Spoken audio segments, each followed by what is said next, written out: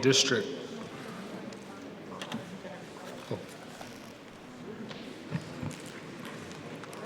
Thank you, Mr. President. Are we good? Okay, so I'll call us back from break at 13:52, moving on into the agenda with Wakwamni District. Thank you, Mr. President. We do have our first resolution from the Wakwamni District, resolution of the Wakwamni District Council of the Oglala Sioux Tribe and unincorporated tribe, resolution of the Wakwamni District Council approving resolution 07-19, Wakwamni District Council supporting the amendment to the Oglala Sioux Tribe's Law and Order Code, Chapter 9, adding section, I can't remember what section that was, 235, hate crimes. Whereas the Wakwamni District is recognized in the Constitution of the Oglala Sioux Tribe as a self-governing district in accordance with Article 6 of the tribe's Constitution, and whereas the Oglala Sioux tribal members did on July 24th, 2019 provide a presentation on the hate crimes, and whereas a draft ordinance was provided to the Wakwamni District Council of said amendments, and therefore be it resolved that the Wakwamni District Council supports the amendments to the Oglala Sioux Tribal Law and Order Code, Chapter 9, by adding Section 235, hate crimes. Be it further resolved that Resolution 07-19, Wakwamni District Council be forwarded onto the Oglala Sioux Tribal Council. And with that, I motion to approve. Got a motion, second by Councilman Tulance. Madam Secretary, call for the vote, please. Jim Meeks. Dwayne Yellowhawk. Yes. Garfield Apple. Yes. Glenn Gibbons. Yes. Lydia Bearkiller. Yes. James Cross. Yes.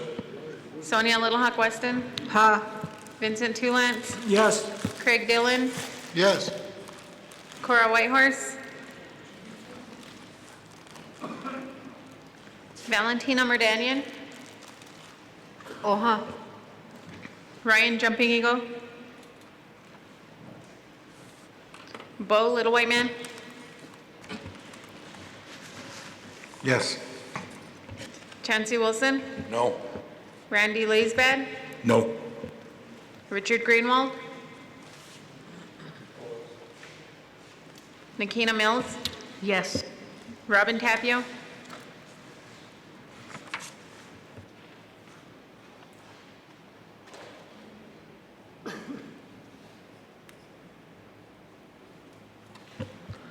Twelve yes, 2 no, 3 not voting, motion carried. Next item. Oh, correction for the record. 12 yes, 2 no, and 4 not voting, motion carried. Thank you, Tribal Council. Next resolution is a resolution of the Wakwamni District of the Oglala Sioux Tribe and unincorporated tribe. Resolution of the Wakwamni District petitioning the Oglala Sioux Tribal Council to place the usable Christian Academy buildings located in the Wakwamni District under the responsibility of the Wakwamni District for the benefit of the Wakwamni District members to serve as housing, recreation, and economic development opportunities. The Wakwamni District further petitions the Oglala Sioux Tribe to support the Wakwamni District in using available resources to remove the condemned structures which have been deemed unsafe and uninhabitable. Whereas the Wakwamni District established by Article 3, Section 2 is part of the governing body of the Oglala Sioux Tribe, and the elected officials of the Oglala Sioux Tribe has recognized Wakwamni District as part of this governing body. And whereas the Wakwamni District is made up of 6 communities, including the Wolf Creek community, and whereas there is need for housing, recreation, and economic development, and whereas the Wakwamni District and the Oglala Sioux Tribe have a vested interest to provide housing, recreation, and economic development opportunities to the residents of the Wakwamni District. And whereas the Wakwamni District and the Oglala Sioux Tribe agree to work together to use available resources to remove the condemned structures which have previously been deemed unsafe and uninhabitable.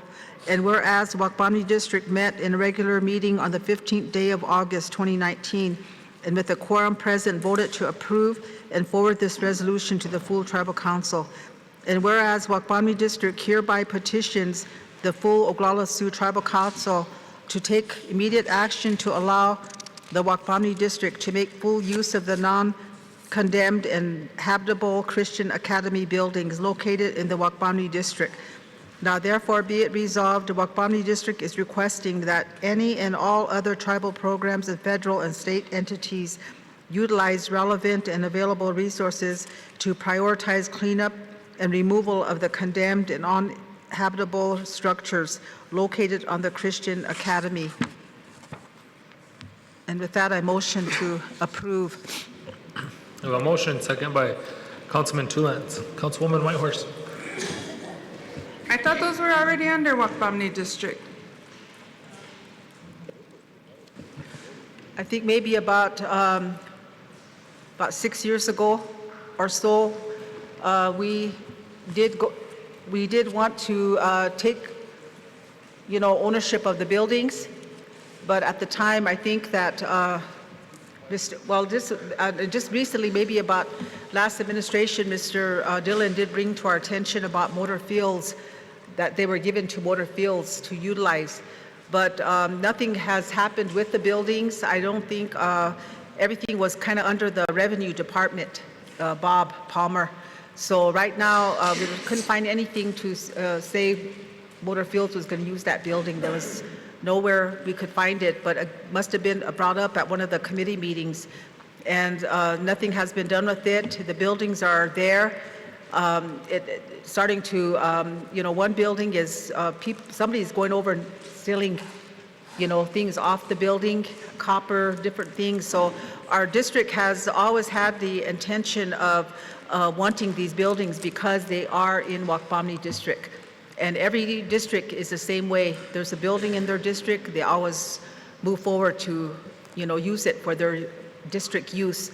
And our district is in the same boat, but I think that they did meet on that day and they did proceed to move forward with the ownership of the buildings.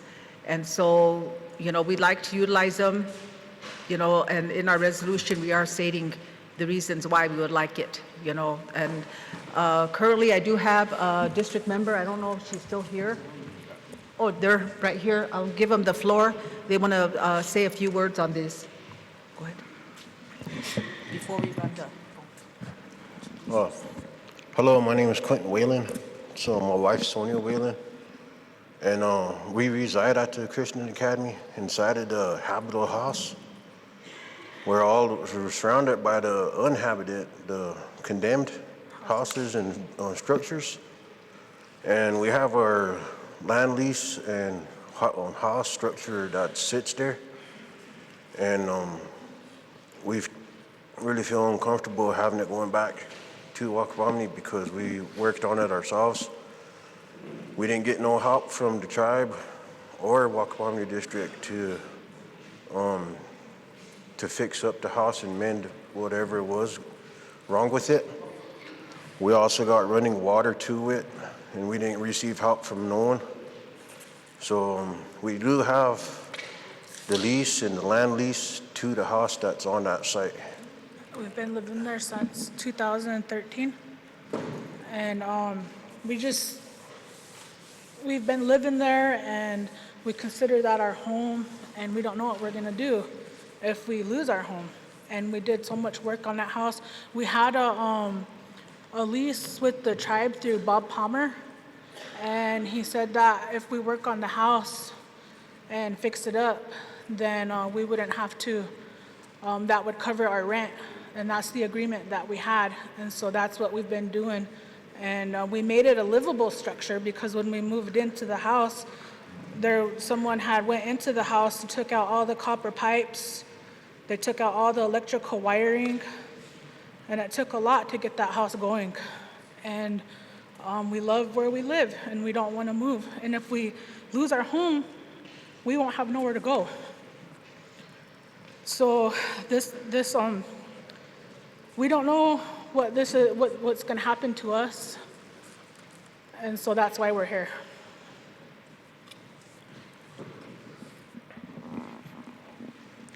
Okay, I think with, this was discussed at our district meeting, but I think I was not at that meeting that night. They passed these resolutions. But our district chair is here, so I'd like to give her the floor to maybe answer to their concern, because I hear what they're saying, but again, maybe there's something the district addressed. Thank you. We did address this with the Whalens, and we made it clear to them that the livable house, we would work out an agreement with them that they could stay on and be the caretakers, because we need the security, we need the maintenance, and right now it's kind of, we don't have it. So there's a really nice usable garage there, and people are just coming right now and stealing all of the siding off of there. So, and then the big Quonset hut is a basketball court. It's kind of a cool space that's just falling apart now. So whenever we presented this resolution at the district and the Whalens were present, we did assure them that we would work out an agreement with them as well. So we never told them they would have to leave. So I guess we clear up that understanding, then I think, we'd like to pass this resolution, but with the understanding that maybe an agreement will be worked out with the current residents that are living there, the Whalens, and that maybe something could be worked out between the district and them if this resolution does pass. Okay, so do you want to include that in there? Yeah, I'm going to include that in the resolution. Okay, We can make an amendment to it. Yes. okay. Councilwoman Whitehorse, did that answer your question? Actually, yeah, kind of, but I thought the Brownsville project was supposed to do some of the demolition. Remember that was whenever that Mestis lady worked there? Susie. That was one of the items under the Brownsville project. You're correct, and I think there's just a turnover in the staff, and so once they were going to stabilize, and they were going to look at their list of all of the projects that were on that for the Brownsville, and the Christian Academy was on there, but I haven't seen the list yet. Councilman Gibbons? Thank you, Chair. This piece of property is out there by the Wolf Creek housing. And the tribe does have ownership? Thank you. Councilman Greenwell? So Chair, it seems to me that the tribe oversees its property and stuff like that. It seems like they should be part of that, rather it be Bob Palmer. For some reason, I don't know why he's overseeing that, why it's not property and supply or whoever else that should be overseeing our property. You know, for me, if we got condemned property out there, I'm really reluctant to allow condemned property to be used and have somebody get hurt, and we're liable for everything if they get hurt in that tribal building. But it sounds like, listening to Mary, it sounds like they're trying to take that part that the tribe should be addressing and saying, we'll allow you to stay, when that should be the tribe saying, we'll allow you to stay, or whatever program oversees our property. So I'm kind of questioning where we're going with this or whatever. And do we need somebody to go back and reassess those properties again, at the tribal level? Councilman Dillon? I don't have any notes with me, but as I recall, years ago, the Christian Academy packed its bags and left.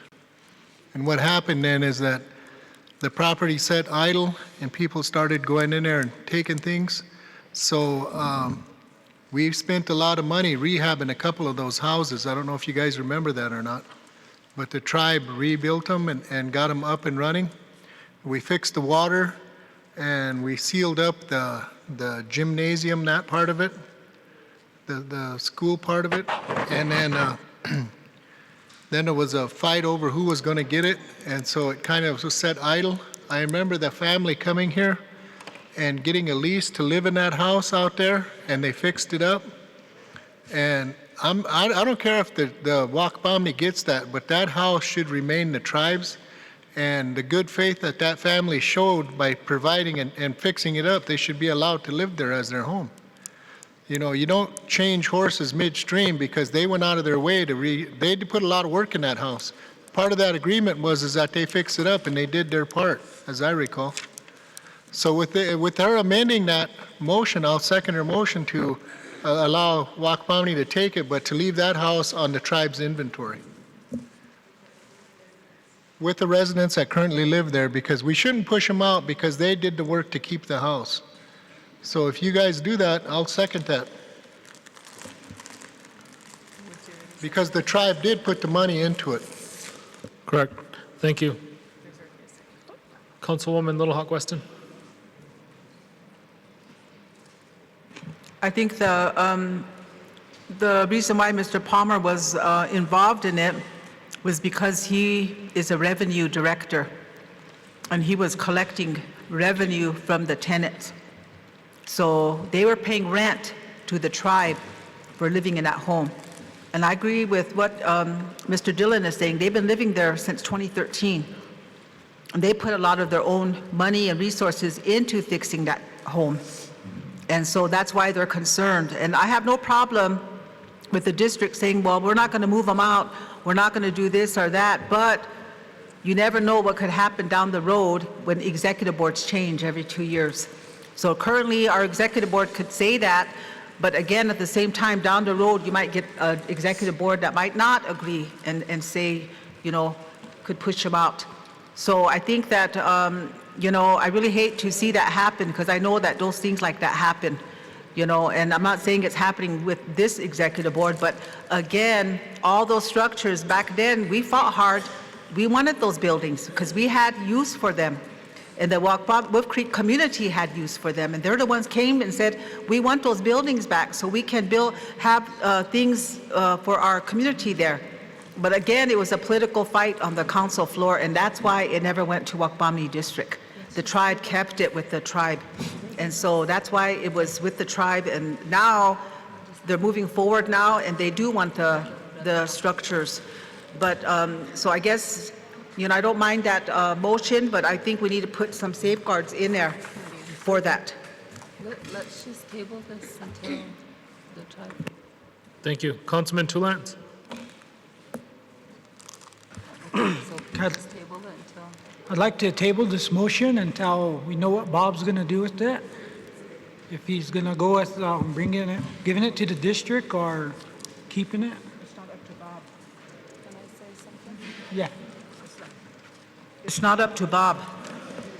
You know, the tribe owns the property. So right now today, Bob don't have no say in it until he hears from the council telling him otherwise. So again, the tribe still owns the property. And right now, the district, because it's in Wakpamni district, it's in Wolf Creek community, we're just asking that the property be moved over to the district. So we have use for it. You know, I want to say that with the Salazar money that was given to all 9 districts, our district still had $1 million. And I want to say today that it was almost like we were lending our money to help other entities. And we just did that with Ampeta Luta. We helped them build a substance abuse treatment center east of Batesland, north of Batesland. And I want to say today that last week at our special district meeting, they came and made their final payment back to Wakpamni district. And so now they fully paid what the Wakpamni district lent them to do. And so, you know, we utilized our $1 million economic development-wise to help other programs and doing other resources. And so I know with this property, there's a lot of things that could happen with it, you know, for Wakpamni district, and that's the way we want to move. We want to be given that opportunity. So I don't want to table it. I think we just need to move forward with it and give it to Wakpami District. We brought it this far, so we need to at least give them that opportunity to take ownership of the property and supply, the ownership of the property, the buildings. And I think I'm not sure if the land is in tribes ownership or if it was fee land. I can't remember. Dave, do you remember? If it was? It's in fee land on that. Tribes now? Okay, yeah, I remember that. Okay, so that part of it, I think we can move forward on it. But we have a lot of planning opportunities for it, so we like to move in that direction. But I also want to say that it's up to this governing body how you want to do that with the amendment. But I don't want to see this family, you know, without a place, and I think that's their concern. So if we're going to run the motion, I'd like to run the motion to give it to him with the amendment. Thank you. Councilwoman Bear Killer. I only have one comment on this, is the last, therefore be it resolved. You guys are requesting the buildings even though they're condemned, and then you're asking the tribe to clean it up. You're asking the tribe to demolish and clean it up. I don't see how and where resources the tribe has to do that. And then like everybody's concerned about the family that has been living there. Is that going to be a guarantee that the Wakpami District is going to give that unit to the family? And if it's up to this body, I think this body should just give that house to the family. If that's going to be the amendment, we need to make it permanent. Because like you said, every election there's a different, you know, people coming in and things change. So there's got to be some kind of guarantee here. But we need to find out who's going to be, because I know that Mary will be real persistent in trying to make the tribe pay for cleaning it up and demolishing it and all this and that, and we don't have that resource. So then it's going to be an issue with Mary. So I just want to give you some history. Bob Palmer is the one that wanted the Wakpami District to assume this property. So then I was instructed to find out who owned it because Craig Dillon said it was given over to Motor Fields. So I went to Motor Fields and they didn't have any resolutions. So I came back and I said, there's no resolutions that this was given over to any tribal program. And then from there, we were told that one house was condemned, the school is condemned, and then the usable spaces are the one house plus the Quonset hut and a garage. All of the rest was on the Brownsfield inventory. And so that's the tribal resource that would help remove those structures. The one house has mold in there. We were told it's just, we can't fix it. So if it's Craig's interest and that the tribe maintains ownership of that, because I think this even passed at the land committee, right, Tina? This even passed at the land committee, so it's here at the tribal council now. But if you want to just table this, which would be my recommendation, is just table this whole resolution, and then the tribe could decide what they want to do with that property. I forwarded the photos of the building that's kind of falling apart. I mean, they're kind of taking pieces of it, so that would be my recommendation. But that's the history on it. Bob wanted to give it back to the district. I was asked to do my research, which I did. It passed that land committee, and at the district, when the Whalens were present, we passed this resolution. And at the district, we made them understand that we weren't planning to kick them out. So I would recommend that we table this, and then the tribe could decide what they want to do with the property for the future. Thank you. Councilman Gibbons. Thank you, Chair. I'll second Mr. Woodsy's tabling motion. If we could take it back to land and have Mr. Palmer, Mr. Richards, and Property and Supply present. And the Waylands.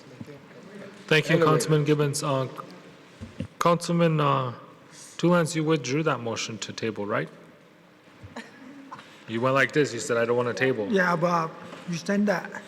So what do you want to do? Do you want to table it or not?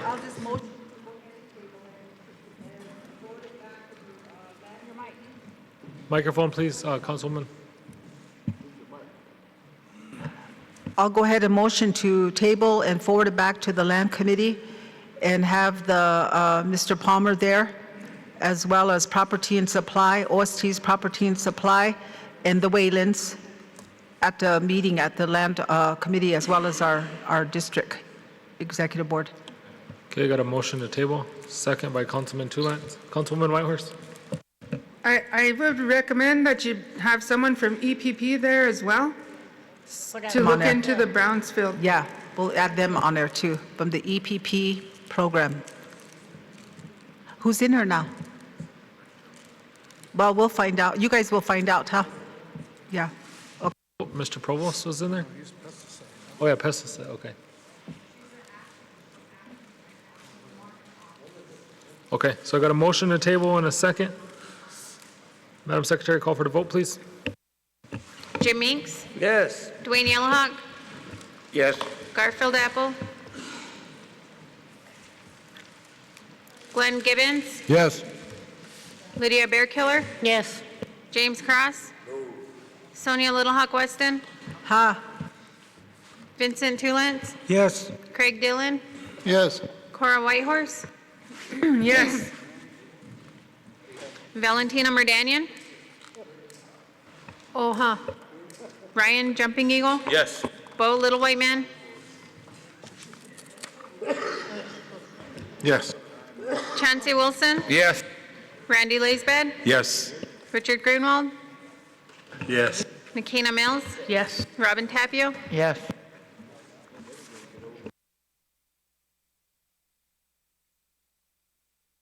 16 yes, 1 no, 1 not voting, motion carried. Thank you. The Waylands, just, did you hear that, to report to the next Land Committee meeting? Thank you. Next item, okay. please. Thank you. Council, I guess the next resolution is resolution of the, it has resolution of the, it should say Wakpamni District, but it has Medicine Root District. I almost try to sneak that in there. A resolution of the Wakpamni District of the Oglala Sioux Tribe and Unincorporated Tribe. Resolution of the Wakpamni District of the Oglala Sioux Tribe requesting the Tribal Council to direct the OST Treasurer/Finance Office to enforce Ordinance 97-18 TARO and distribute the total collected TARO fees thus to the 9 districts based on the same formula as the district allocations for the purposes of providing day labor in order to provide much-needed jobs. Whereas the Oglala Sioux Tribe has adopted its constitution and bylaws by referendum vote on December 10, 1935, in accordance with Section 16 of the Indian Reorganization Act of 1934, 25 U.S.C. subsection 476. And under Article 3, subsection 1 of the Oglala Sioux Tribe's Constitution, the Tribal Council is the governing body of the Oglala Sioux Tribe. And whereas under Article 4, subsection 1A of the Oglala Sioux Tribe's Constitution, the Oglala Sioux Tribal Council has legislative authority to negotiate with the federal, state, local governments on behalf of the tribe. And whereas under Article 4, subsection 1F of that Constitution, the Oglala Sioux Tribal Council has legislative authority to manage all economic affairs and enterprises of the Oglala Sioux Tribe. And whereas Article 4, Section 1T of the Constitution gives the Tribal Council the power to delegate its enumerated powers to subordinate boards or officers, reserving the right to review their actions taken by virtue of such power. And whereas the Wakpamni District, with a quorum present, did vote to approve and forward this resolution to the full Tribal Council. And whereas the Oglala Sioux Tribe has not distributed the TARO fee allocation this year. And whereas the TARO Ordinance 97-18 reads in part, pursuant to their constitutional recognized power and authority, the Oglala Sioux Tribe hereby imposes an employment rights fee on certain covered employers for the partial purpose of deriving a source of revenue for the administration and operation of the Tribal Employment Rights Office, and instrumentality and agency of the Oglala Sioux Tribe.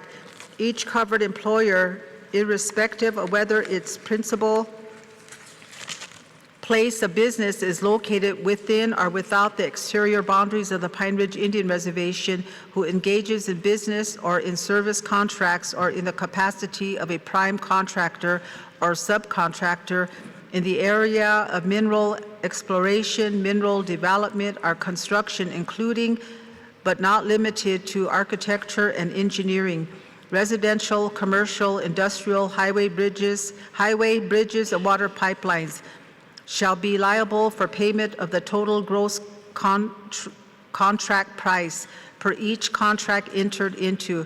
Such tax may be paid in installments over the period of performance of the contract. 25% of the amount paid by the covered employer as the amount owed for the employment rights fee shall be paid in the finance office of the Oglala Sioux Tribe and shall be deposited into a special account, the funds from which account shall be used for the administration and operation of the Tribal Employment Rights Office. 25% of the amount paid by the covered employer as the amount owed for the employment rights fee shall be paid in the finance office of the Oglala Sioux Tribe and shall be deposited into a special account, the funds from which account shall be used general governmental purposes. 25% of the amount paid by the covered employer as the amount owed for the employment rights fee shall be paid in the finance office of the Oglala Sioux Tribe and shall be deposited into a special account, the funds from which account shall be used 25% of the amount paid by the covered employer as the amount owed for the employment rights fee shall be paid in the finance office of the Oglala Sioux Tribe and shall be deposited into a special account, the funds from which account shall be used to assist tribal government in fulfilling its annual contributions to the 9 district governments as budgeted per year. 25% of the amount paid by the covered employer as the amount owed for the employment rights fee shall be paid in the finance office of the Oglala Sioux Tribe and shall be deposited into a special account, the funds from which account shall be used to assist in the financing of the Economic Development Office, which shall establish the criteria and specifications that will regulate the creation of an economic development fund specifically designed for creating district enterprises, community enterprises, and capital loans for the Oglala Sioux tribal members that desire to start and establish business enterprises. If the Economic and Business Development Committee determines that the department does not require the appropriations for its own use, whereas the Wakpamni District, in seeking full and complete support of the Tribal Council and keeping the Lakota Oyate and their best interest in mind, do request the passage of said resolution and ensure that the TARO fees collected are distributed according to the TARO Ordinance, which is a law of the Oglala Sioux Tribe. Therefore, be it resolved that the Wakpamni District of the Oglala Sioux Tribe is requesting the Oglala Sioux Tribal Council to direct the OSG Treasurer/Finance Office to enforce Ordinance 97-18 TARO and distribute the TARO fees to the 9 districts based on the same formula as the district allocations for the purpose of providing day labor in order to provide much-needed jobs. That was a long resolution, but with that said, I motion to approve. I think that this is a long time coming. I think our district is not the only district that's bringing this forward, but there's other districts. And I think EB&D, we've met quite a bit with TARO. And we did mention in the TARO meeting that our district was in support of getting back our TARO fee now. And that we wanted, but what we asked them to do was to bring forward a budget from the TARO office, telling us the reasons why they wanted to keep the TARO fee that went to the 9 districts. And I have not seen that come forward. I don't know if it has. I don't know if the chair might have any questions or maybe some comments to this, but I haven't seen anything. Being on the EB&D committee, I also want to say that our district wants to move forward with economic development, and day labor is something that I really support, and I think that not only our district, but other districts are supporting it. So we need to do something now. Like our resolution says, that was law that was passed by the council, but I think because nobody ever really addressed it, it's just been sitting idle. And I think that, you know, it says in there 25%, you know, goes back to the 9 districts. And we had an economic business development office that we took out probably 4 years ago, and it's no longer there. So the tribe itself is taking their share, but they're also taking the economic business development share, and they're keeping our 9 district share. So I think in talking to the treasurer a while back, you know, because we don't do nothing with it, we're not saying anything, it just goes into the general fund. So I think now districts are coming forward now, and they want this percentage back to the districts. So with that, I motion to approve. I got a motion to approve. Yep, motion to approve. You second that, Mr. Tulens? Councilwoman Bear Killer. I guess on the last, your last whereas, where it has the same formula as the district allocation, are you based on the council reps, or is it just equally divided by 9 districts? The way, I don't know if it was by council reps, but I think, like, for example, Pine Ridge Village, Medicine Root District, and Wakpamni District each have 3 council representatives. The rest of the other districts have 2. So it's up to this governing body. I think when you look at the 25%, you know, we need to decide, is it going to be all equal across the board? Or is it going to be based on the formula that we use, where the 3 districts with a larger population get a little bit more? So we need to discuss that, I guess. Okay, that's where my concern is. I support that it's divided by 9 districts and not using the council formula, because it's only 25% of the TARO fee. And so it should just be equally divided by the 9 districts. And then she was saying that there's the 50% that operates the office. Are we talking about giving that back to the district too? Is that what the intention is?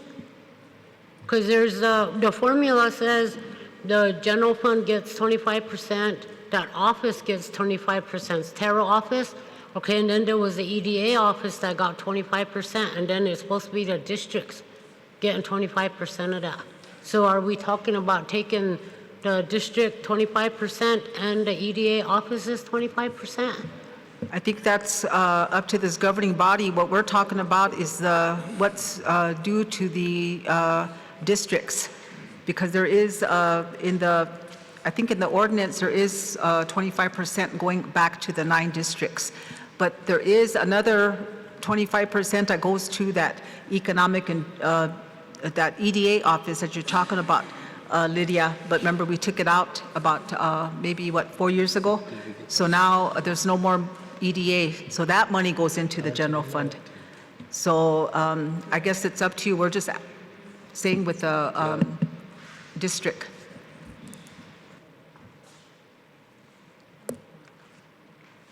Is that everything, Councilwoman Bear Killer? No, I was gonna remove that using that same formula and just base the 25% on the 9 districts.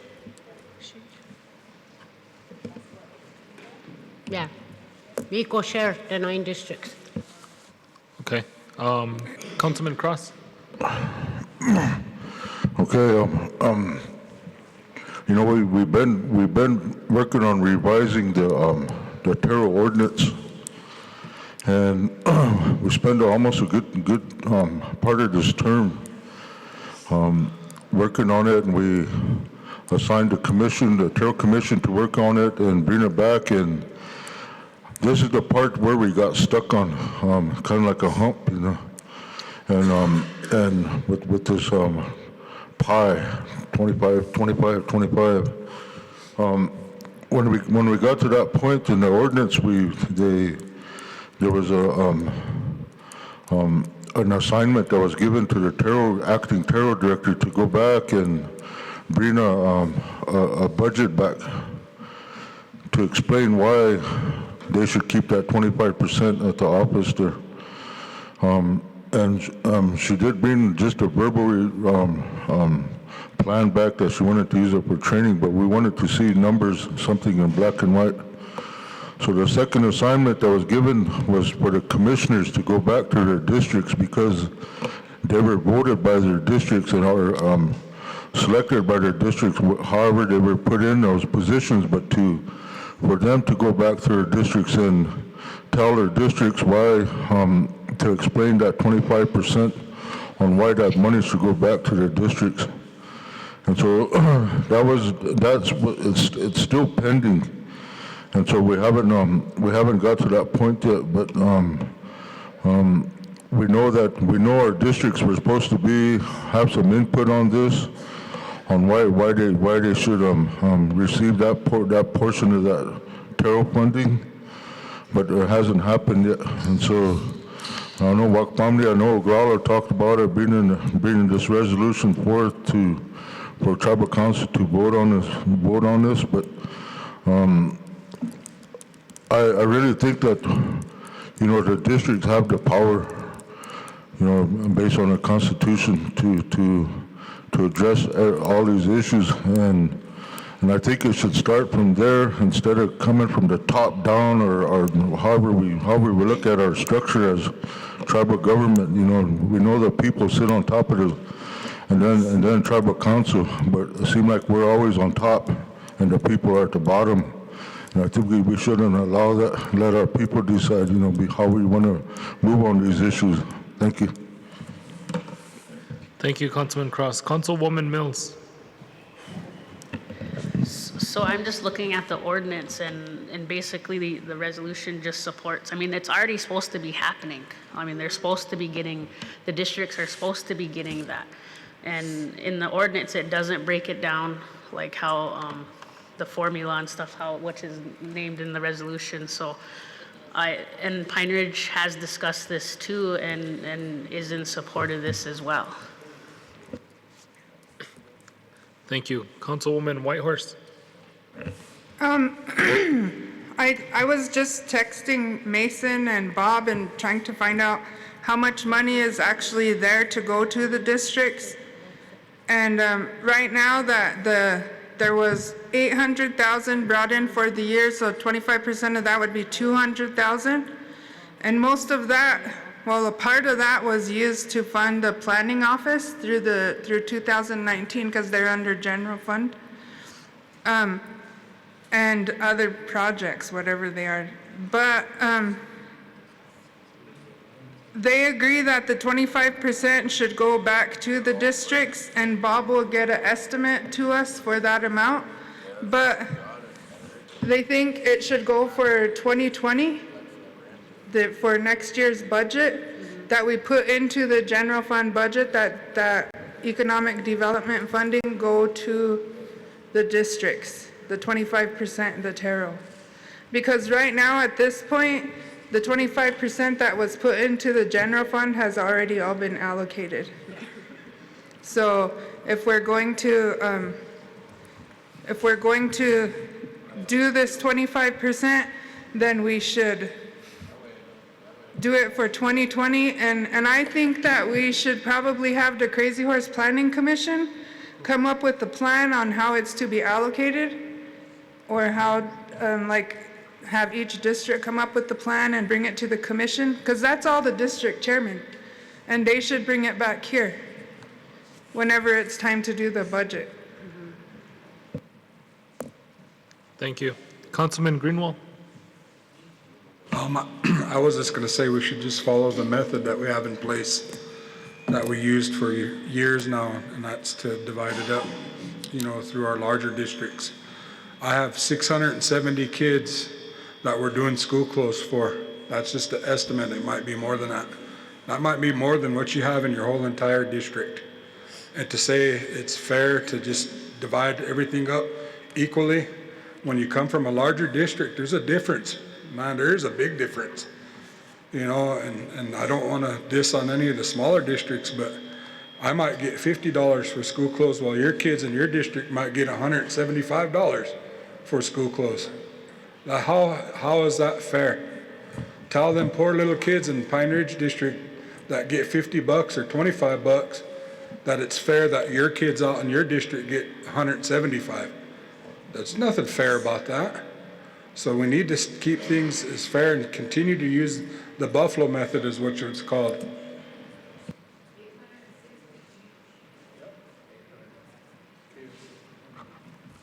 Thank you. Councilman Gibbons.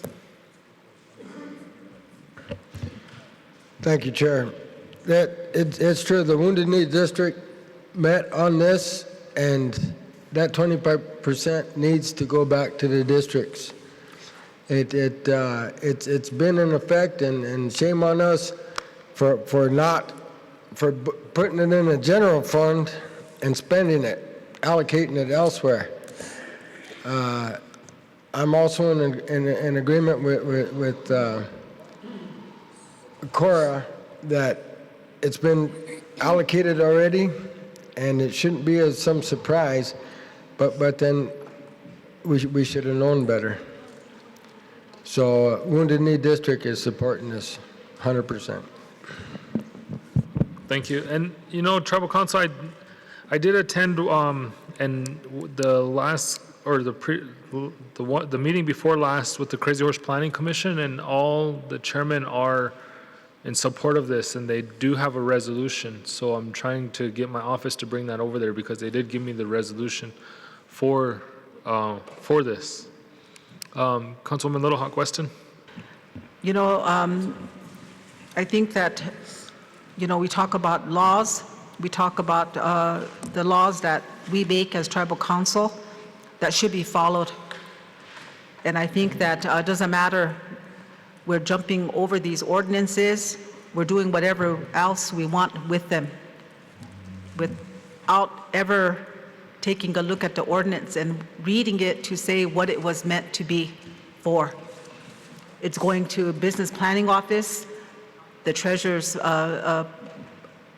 utilizing it to support that office. You know, we look at it as economic development, maybe, but again, we have an ordinance in place, and the language says in there that the districts get a cut out of that TARO fee. And shame on us, like Mr. Gibbons said, because we have not ever put our foot down to say we want that 25% back to the districts. We've always let it go because of political issues in this circle.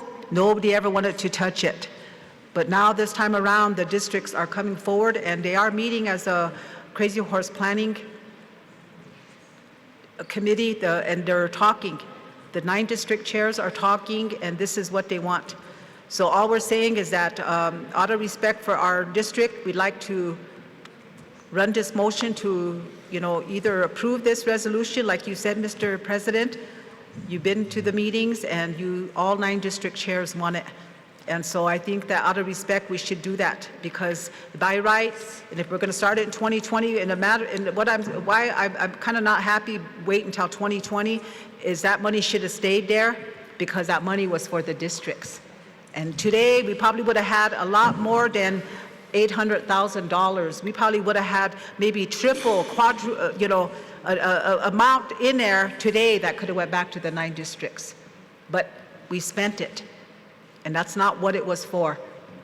And so I'm not on finance committee, but I think that you guys need to start addressing some of these things in finance, because we do have ordinances that should have been looked at and should have been read. And so I'm just saying today we have a motion. Second, we want to run this because we're not the only district that's bringing this forward. Correct, and I know the district chairs, I mean, they wanted it effective immediately, and not to wait. And I grabbed the wrong folder, and I had the resolution in the other folder. Councilman Leisban. Thank you, Chair. From reading the ordinance, what Akina said, if there is an ordinance there that's written in black and white, I think we need to abide by that ordinance right there and go what the ordinance says. So that's all I have to say. Thank you. Thank you. Councilwoman Merdanian? Thank you. I believe Councilwoman Little Hawk Weston kind of made my point, is that according to the law, this money is supposed to be set aside in an account, and it's for the districts. And so I'm just happy that the council understand that, you know, the districts could be asking for all that back pay in regards to the money that should have been set aside in the account. And so with that, I hope we just move this forward, because Oglala is bringing the same resolution forward, and they've decided to do day labor and using these proceeds to create some type of economy within the districts. So as council, I think we need to really follow our laws, because who really gives us the authority to break our own laws? And that is only us. So with that being said, we should be getting that allocation. Thank you. Thank you. Councilwoman Whitehorse? I'm really sorry, but our money tree died. So we don't have money. We don't have money. That's why the treasurer wants to wait until 2020. And I don't know how many of you were at that TARO meeting in Rapid, but that budget that Buffy brought was unrealistic. Her budget was $600,000.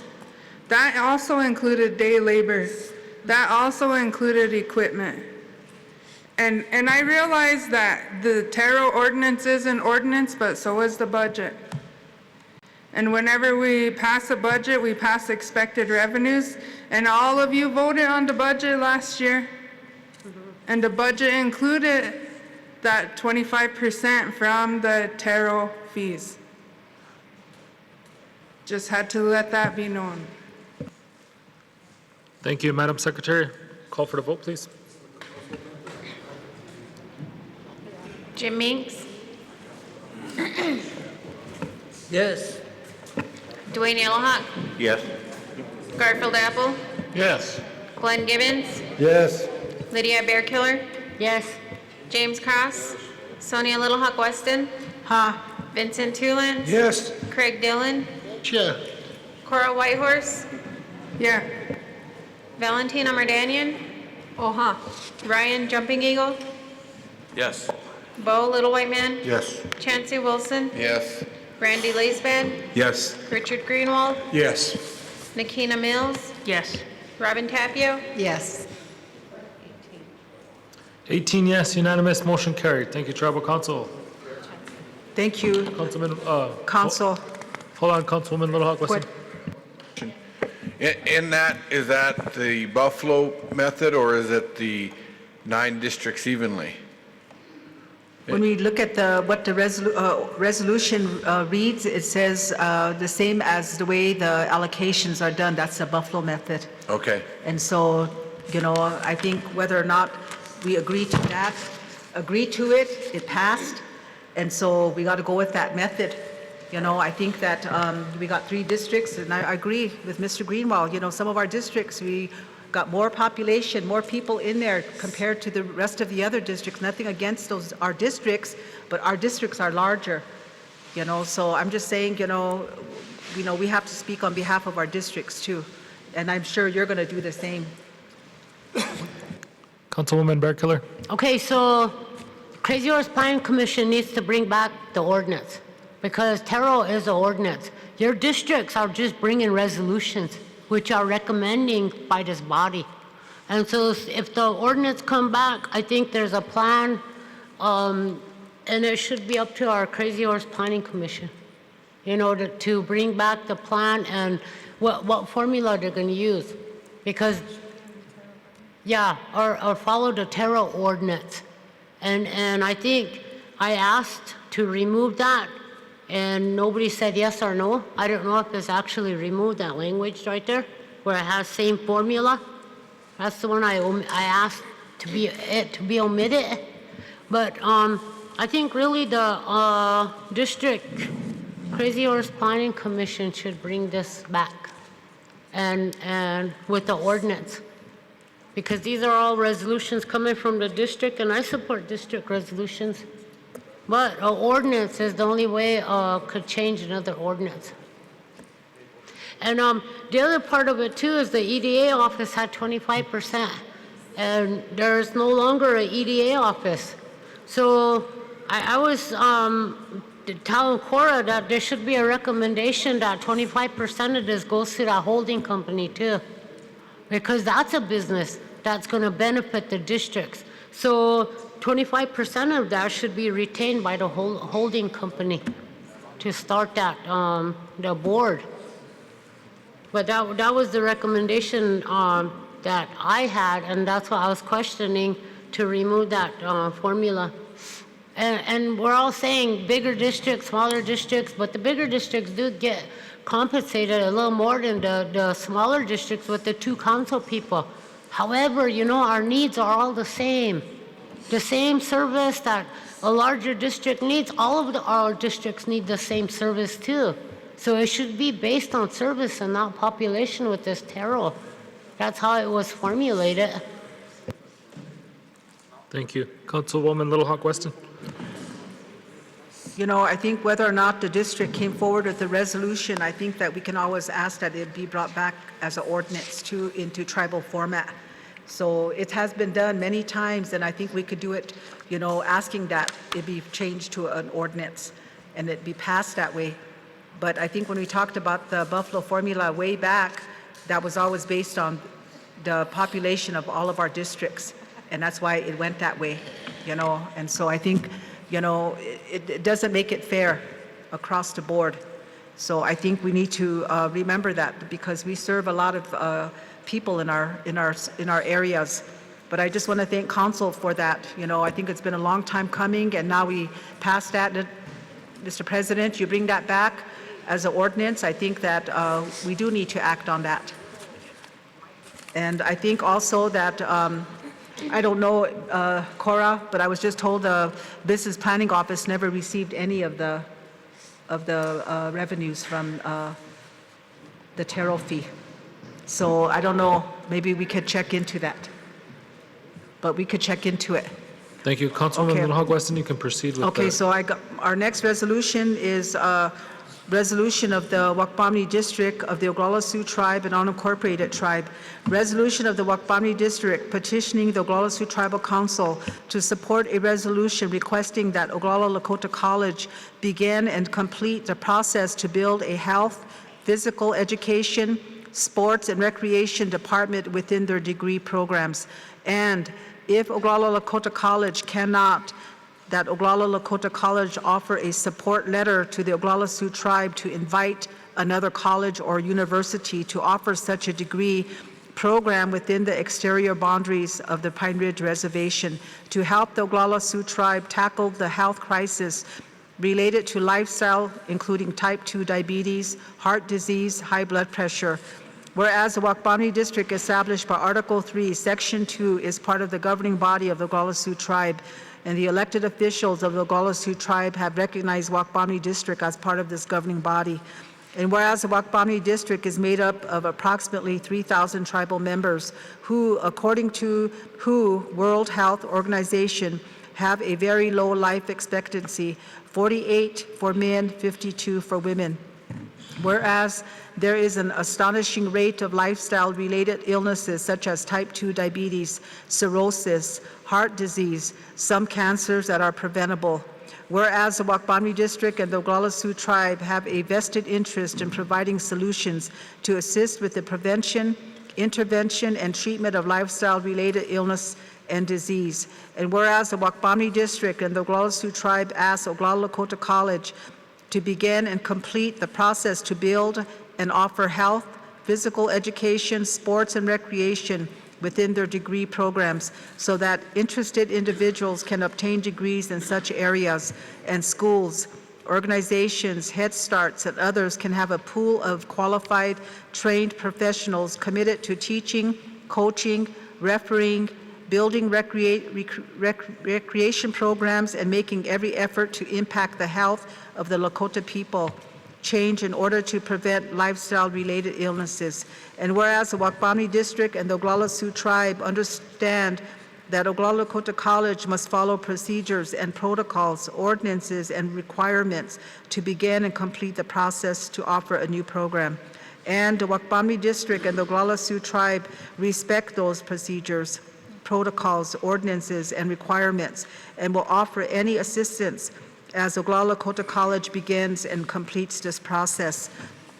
And whereas the Wakpamni District and the Oglala Sioux Tribe understand Oglala Lakota College may not have the resources to carry out the request, so if Oglala Lakota College cannot carry out the request, that Oglala Lakota College provide a written letter of support to the Wakpamni District and the Oglala Sioux Tribe to seek out another college or university to provide this degree. And whereas the Wakpamni District met in a regular meeting on the 15th day of August 2019 with a quorum present, voted to approve and forward this resolution to the full Tribal Council. And whereas Wakpamni District hereby petitions the Oglala Sioux Tribal Council to take immediate action and pass this resolution. Now therefore be it resolved, the Wakpamni District petitions the Oglala Sioux Tribal Council to instruct Oglala Lakota College to begin and complete the process of building a health, physical education, sports and recreation department, and offer degrees within their degree programs. And if Oglala Lakota College cannot, that Oglala Lakota College offer a support letter to the Oglala Sioux Tribe to invite another college or university to offer such a degree program, or offer another avenue to build this degree program for the health and wellness of the Lakota people.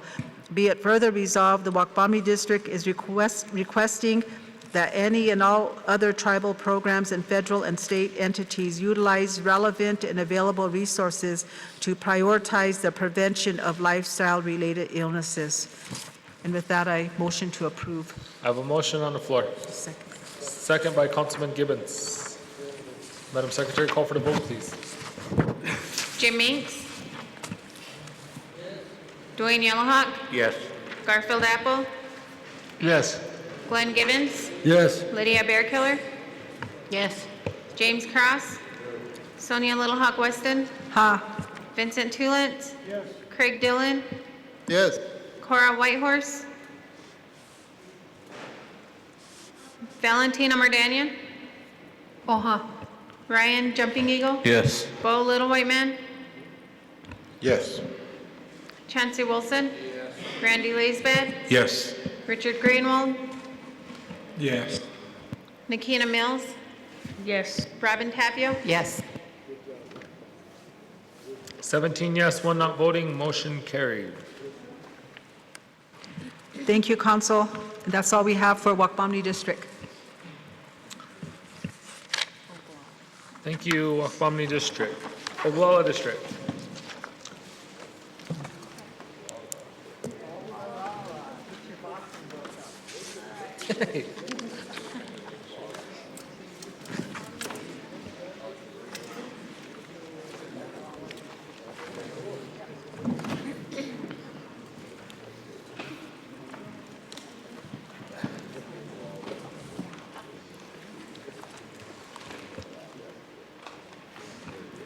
Thank you, Mr. Chair. I'm going to read this one for Valentina. Resolution of the Oglala Sioux Tribal Council of the Oglala Sioux Tribe and Unincorporated Tribe. Resolution of the Oglala District of the Oglala Sioux Tribe requesting the Tribal Council to direct the OST Treasurer/Finance Office to enforce Ordinance 97-18 TARO and to distribute the total collected TARO fees to the Oglala District and the remaining 8 districts based on the same formula as the district allocations for the purposes of providing day labor in order to provide much-needed jobs. Excuse me. Whereas the Oglala Sioux Tribe has adopted its constitution and bylaws by referendum vote on December 10, 1935, in accordance with Section 16 of the Indian Reorganization Act of 1934, 25 U.S.C. subsection 476, and under Article 3, subsection 1, the Oglala Sioux Tribe Constitution and a tribal council is the governing body of the Oglala Sioux Tribe. And whereas under Article 4, S1A of the Oglala Sioux Tribe's Constitution, the Oglala Sioux Tribal Council has legislative authority to negotiate with federal, state, and local governments on behalf of the tribe. And whereas under Article 4, S1F of the Constitution, the Oglala Sioux Tribal Council has legislative authority to manage all economic affairs and enterprises of the Oglala Sioux Tribe. And whereas Article 4, Section 1T of the Constitution gives the tribal council the power to delegate its enumerated powers to subordinate boards or officers, reserving the right to review their actions taken by virtue of such power. And whereas the Oglala Sioux Tribe has not distributed the 2018-2019 fiscal year TARO fee allocation, and whereas the TARO Ordinance 97-18 reads in part, pursuant to their constitutional recognized power and authority, the Oglala Sioux Tribe hereby imposes an employment right fee on certain covered employers for the partial purpose of deriving a source of revenue for administration and operation of the Tribal Employment Rights Office and instrumentality of the agency of the Oglala Sioux Tribe. Each covered employer, irrespective of whether its principal place of business is located within or without the exterior boundaries of the Pioneer Indian Reservation, who engages in business or in service contracts or in the capacity of a prime contractor or subcontractor in the area of mineral exploration, mineral development, or construction, including but not limited to architecture, engineering, residential, commercial, industrial, highway, bridges, and water pipelines, shall be liable for payment of the total gross contract price per each contract entered into. Such tax may be paid in installments over the period of performance of the contract. 25% of the amount paid by the covered employer as the amount owed for the employment rights fee shall be paid in the finance office of the Oglala Sioux Tribe and shall be deposited into a special account, the funds from which the account shall be used for the administration and operation of the Tribal Employment Rights Office. 25% of the amount paid by the covered employer as the amount owed for the employment rights fee shall be paid in the finance office of the Oglala Sioux Tribe and shall be deposited into a special account, the funds from which account shall be used for general governmental purposes.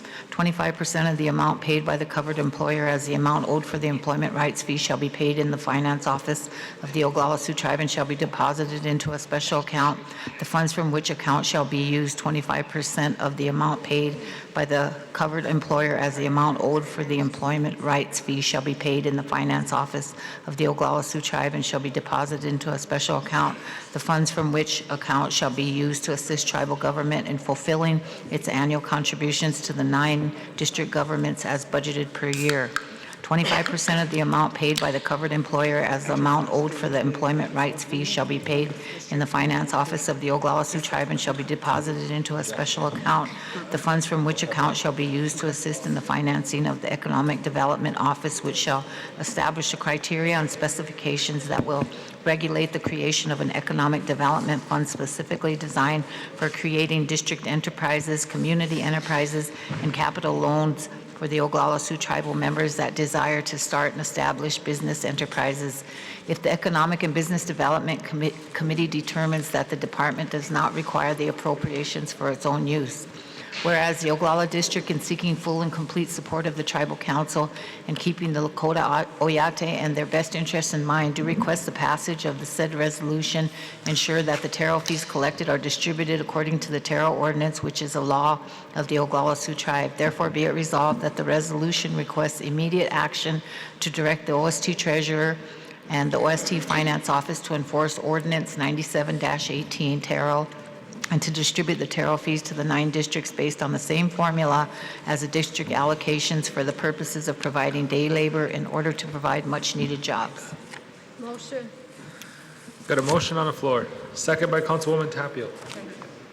Madam Secretary, call for the vote, please. Jim Minks?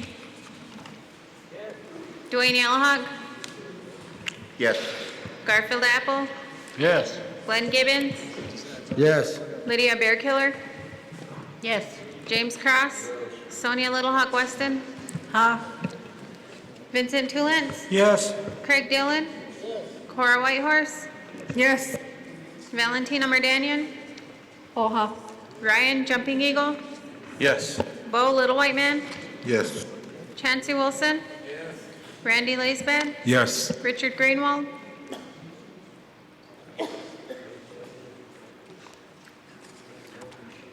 Nikena Mills? Yes. Robin Tapio? Yes. 17 yes, 1 not voting, motion carried.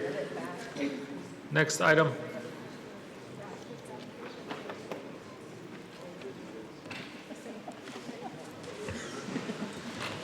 Next resolution. Resolution of the Oglala Sioux Tribal Council of the Oglala Sioux Tribe. Resolution of the Oglala Sioux Tribal Council approving the Oglala District to receive $10,000 from the Quinault Nation as allocated funds to the Oglala District. Whereas the Oglala Sioux Tribe was organized under Section 16 of the 1934 Indian Reorganization Act by adopting federally approved constitution and bylaws. And whereas the Oglala District, established under Article 6 of the Oglala Sioux Tribal Constitution and bylaws, giving Oglala District legislative and administrative powers separate and distinct from the Oglala Sioux Tribal Council. And whereas the Oglala Sioux Tribe is a governing by elected representatives to act in accordance with the powers granted by its constitution and bylaws. Whereas there was a donation of $10,000, check number 373951, was cashed at First National Bank of Gordon on July 25, 2019. It is the intention of the Quinault Nation that the money was allocated for the Oglala District and solicited by the Oglala District to assist district members due to natural disasters. And therefore be it resolved that the Oglala District does hereby request the funds to be returned to the Oglala District to receive $10,000 from the Quinault Nation, by which enables the Oglala District to conduct its own assistance, planning, and development for the use of the funds. Be it further resolved that this resolution requests immediate response with regards to the request to return the district donation from the Quinault Nation. Accordingly requested technical assistance from the OST Office of the Treasurer and the OST Finance Committee. Motion. I have a motion on the floor. Second by Councilwoman Mills. Councilwoman Bearkiller. Okay, so this issue came up in finance, and at the finance meeting, we denied this resolution. Based on the donations that came to the Oglala Sioux Tribe, and it didn't say the Oglala District. So like all of us solicited for money to come in. We did, and it came into the tribe. It came into the tribe's donation account. Under their EIN. Okay, so under their EIN. So we put most of this funding into the emergency management. Majority of it went there. Okay, and then prior to the emergency with our needs, we did day labor. We put out 5,000 per council out to the district, and we also put out 10,000 per district in emergency help out there. So we denied this Oglala's request based on all that donation went into that account, and the last of it, we just obligated like the 10,000 per council to the districts for school close. So there's no more money sitting in this account that they're referring to. So the motion was to deny this in finance. So I'm going to make a motion to deny this resolution brought forth by the Oglala District. That'll be my, okay, so the motion to table it and deny it. Indefinitely. I got a motion to table by Councilwoman Bearkiller. And you voted for it too, Rob. Councilwoman Merdanian. Yes. So in regards to this donation, what they were requesting was for an EIN number. And if you think about it, all the mechanisms set up financially when it comes to the districts are under the tribe's umbrella. And at that time, we asked and requested to use that number so that we can receive the donation. And with that understanding, we believed that this money was going to come to the district. And because the districts were allowed, according to that resolution, you remember that, Council, when we said the districts could go out and do fundraising to assist their constituents? Well, that's what Oglala did. Now, we went out, we requested the donation on April 11th, the request was approved on April 12th. And so with that, the check was delivered to the Oglala Sioux tribe. I went looking for this check to see where it was at and couldn't find the check for a while. I had to request from the Quinault Nation the check, the voided canceled check. And it showed that it was deposited on July 25th to First National Bank. And again, this was with the intention that it was going to the Oglala district. Now, according to our Constitution, the tribal treasurer is responsible for all funds, fiduciary responsibility of all funds. And as I stated earlier, the mechanism set up for our districts doesn't give them the freedom at this point in time to be able to separate that out. Because if you look at our allocations, who appropriates those allocations to our districts? Their report has to be approved by the treasurer before allocations are distributed to the districts. And that's done through the treasurer's office. So my case in point here is that we do request these funds go back to the Oglala district. The motion is on the floor, and this is to encourage our districts to go after those funds, to be able to help their constituents, not to rely upon the tribe. And that's what Oglala district did. So what are we saying to our districts when we're saying, oh, to deny and suspend and to not approve it ever indefinitely? You know, what message are we sending to them? So I ask you, council, to please consider this and think about what we were trying to do when we went after these funds. Thank you. Councilwoman Tapio. Thank you, Mr. Chair. I'm on Finance Committee. I know there's others here that were at that meeting when Mason talked about this and it got denied in Finance for the very reason that the treasurer stated that, again, it came down to the EIN that the Oglala district did use the tribal EIN number and that he was not able to segregate that dollar amount, is what I understood from what the treasurer, what he told us in Finance Committee, that he wasn't able to segregate that $10,000 that came into the donation fund, and that's why it went out the way it was dispersed, the way it was. So if anybody else, I know Mr. Yellowhawk and Mr. Apple, you guys were there when we had that meeting on this. Maybe some of you can shed some light on that. Thank you. Councilman Greenwald. Chair, you know, the storms happened and everything, and we had emergency management, we had church groups, and had all these people out helping. There was a lot of money expended out in the Oglala district, so what I get worried about is there was donations that came in and then monies that went out, and I think it was probably hundreds of thousands of dollars that went out to help re-side, fix windows, roofs, and different things like that.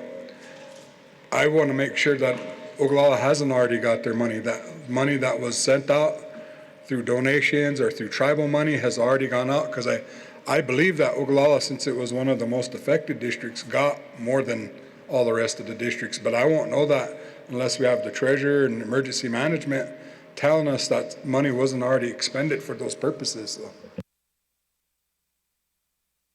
Thank you. Councilman Yellowhawk. I believe at that meeting, the way the treasurer explained is that the district used the tribe's number. Is that the IRS number? Donation number? So the tribe only has one. So when it went into that account, it would have went to the tribe district had they had their own number. So naturally, it went to the tribe account because they used the tribe's number. And did So we maybe- expend those dollars, Mr. Yellowhawk? Did those monies go back out to those purposes then, or? No, it went into the Donations. tribe's IRS account, IRS number identification. It would have helped if the district had their own number, then it would have been deposited into that for their, but that's just the way that was explained to me by the treasurer. Okay, and that's what happened. Councilwoman Merdanian?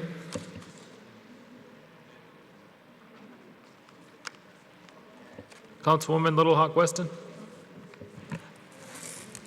You know, I know that the 9 districts get their allocation money from the tribe, and the tribe, the treasurer has the authority to make sure that the process is followed according to the ordinance for the allocation. But I think that what the Oglala district is saying is that there was $10,000 that was given to their district. I'm not on finance committee, but I'm just trying to listen to what they're saying. And but they had to use a tribe's EIN number in order for the check to pass through, to go to Oglala district, White Clay district. And I think that's what they're saying, and that, but yet it got kind of in with the rest of the donation money, and it was spent. I'm thinking it was spent with everything where it went to the emergency management or wherever else it went. That's where the money went into. And so I think it's really makes it hard, but I know our district not only has their allocation account, but we have separate restricted accounts too that we set up too within Wakpamni district. And I don't see why they can't do that. And to have set that up so that their money could have went directly into the restricted account or something. But, you know, just food for thought for those districts that don't have it. But I know Wakpamni district does, because we have a special account with our Salazar money in there. And that we get reports from the district as to how much is in the Salazar account, how much is in the allocation account. And so I think that we need to do that, because I think under a lot of churches donate, a lot of people donated to the donation account. Again, I'm not on finance, but we need maybe a report. Maybe the treasurer is going to give us the report, but we need a report on the donations account, you know, of the Oglala Sioux tribe. We need to see everything that's been given to the tribe. And I said this a while back, but I have never seen it come forward. But not only from our district, not only from our tribal treasurer, but we also got the vice president. We have your office president, that you guys receive donations, you know, on behalf of the Oglala Sioux tribe. And so we need a report back. We need a report that tells the people out there that this money that came to the Oglala Sioux tribe was used for the Oglala Sioux tribal people. And I think that we need to do that just to be more transparent and accountable to our people. We need to do that. But whenever we talk and the treasurer comes and makes his report, I'm hoping he's going to give us a report based on, and I'm sure he's listening to us right now, so he's going to hopefully get a report done on behalf of the donations account to show us as a council where all of the donations went to. Did it go to emergency management? Did it go to this office? Did it go to that? We need to find out where all this money went to, so that we can know and let our districts know that too. But I understand where she's coming from. It just got mixed up into that account. But if they had a separate account with the district, that money could have went directly over there. They could have deposited in there. So, you know, I don't know, but once we get the report from the treasurer, maybe he could tell us exactly where it went and show us black and white where it went. So I think I'm just going to throw that out there, because we've been dealing with that too long. And again, I don't sit on finance committee, but we should have gotten something, and maybe the treasurer is going to bring us something. Correct. And I mean, I have, all I have is just a record of what we received, and then the receipt showing that we gave it to the revenue office. But they told me there was a way to ensure that those funds got into the general fund, so I was just waiting on Pete, but I kept missing Pete, and then, so I was trying to have that report done by this meeting, but I'll make sure that I get it by the next meeting, or if we have a special, I'll bring it then. Councilwoman Whitehorse?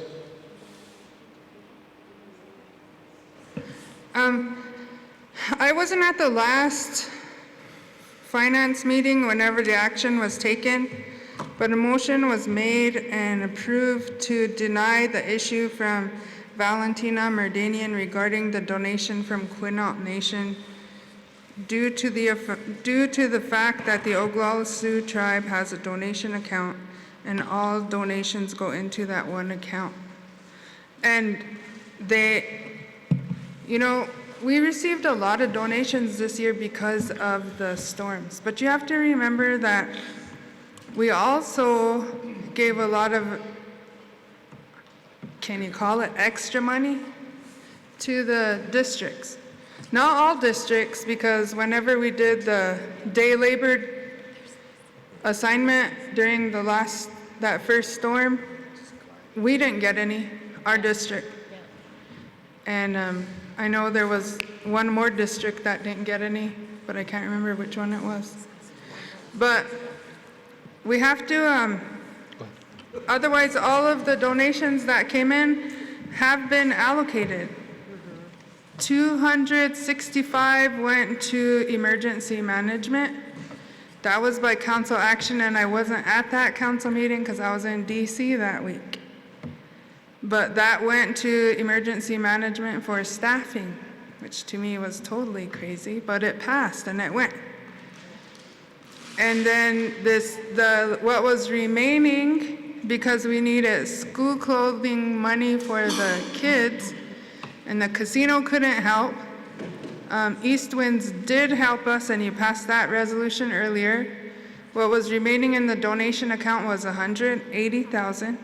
That was approved by finance, forwarded here, and passed by council earlier today, and $30,000 from East Winds. So that all went to the districts, or will be going to the districts for school clothing. And unless something has come in between last week and this week, that's it. There's no more money to give to anybody else unless we get more donations. So realistically, this is pretty much a moot issue because it has already been allocated out. And Oglala District will be getting $20,000 for school clothing. 20. 10 per district rep. So you will be getting $20,000 for school clothing. Thank you. I do have a motion in a second, but I also have a tabling motion by Councilwoman Bearkiller. Second by Councilwoman Whitehorse. I'll be calling for the vote. Jim Meeks? Yes. Dwayne Yellowhawk? Yes. Garfield Apple? Glenn Gibbons? Yes. Lydia Bearkiller? Yes. James Cross? Sonia Littlehawk Weston? Ha. Vincent Toulant? Yes. Craig Dillon? Yes. Cora Whitehorse? Yes. Valentina Merdanian? No. Ryan Jumping Eagle? Yes. Bo Little White Man? Yes. Chancey Wilson? Yes. Randy Laisbad? Yes. Richard Greenwald? Nikina Mills? No. Robin Tapio? Yes. 15 yes. Oh, correction. 16 yes, 2 no. 0 abstaining, 0 not voting. Motion carried. Next item, Oglala District. Councilman Gibbons?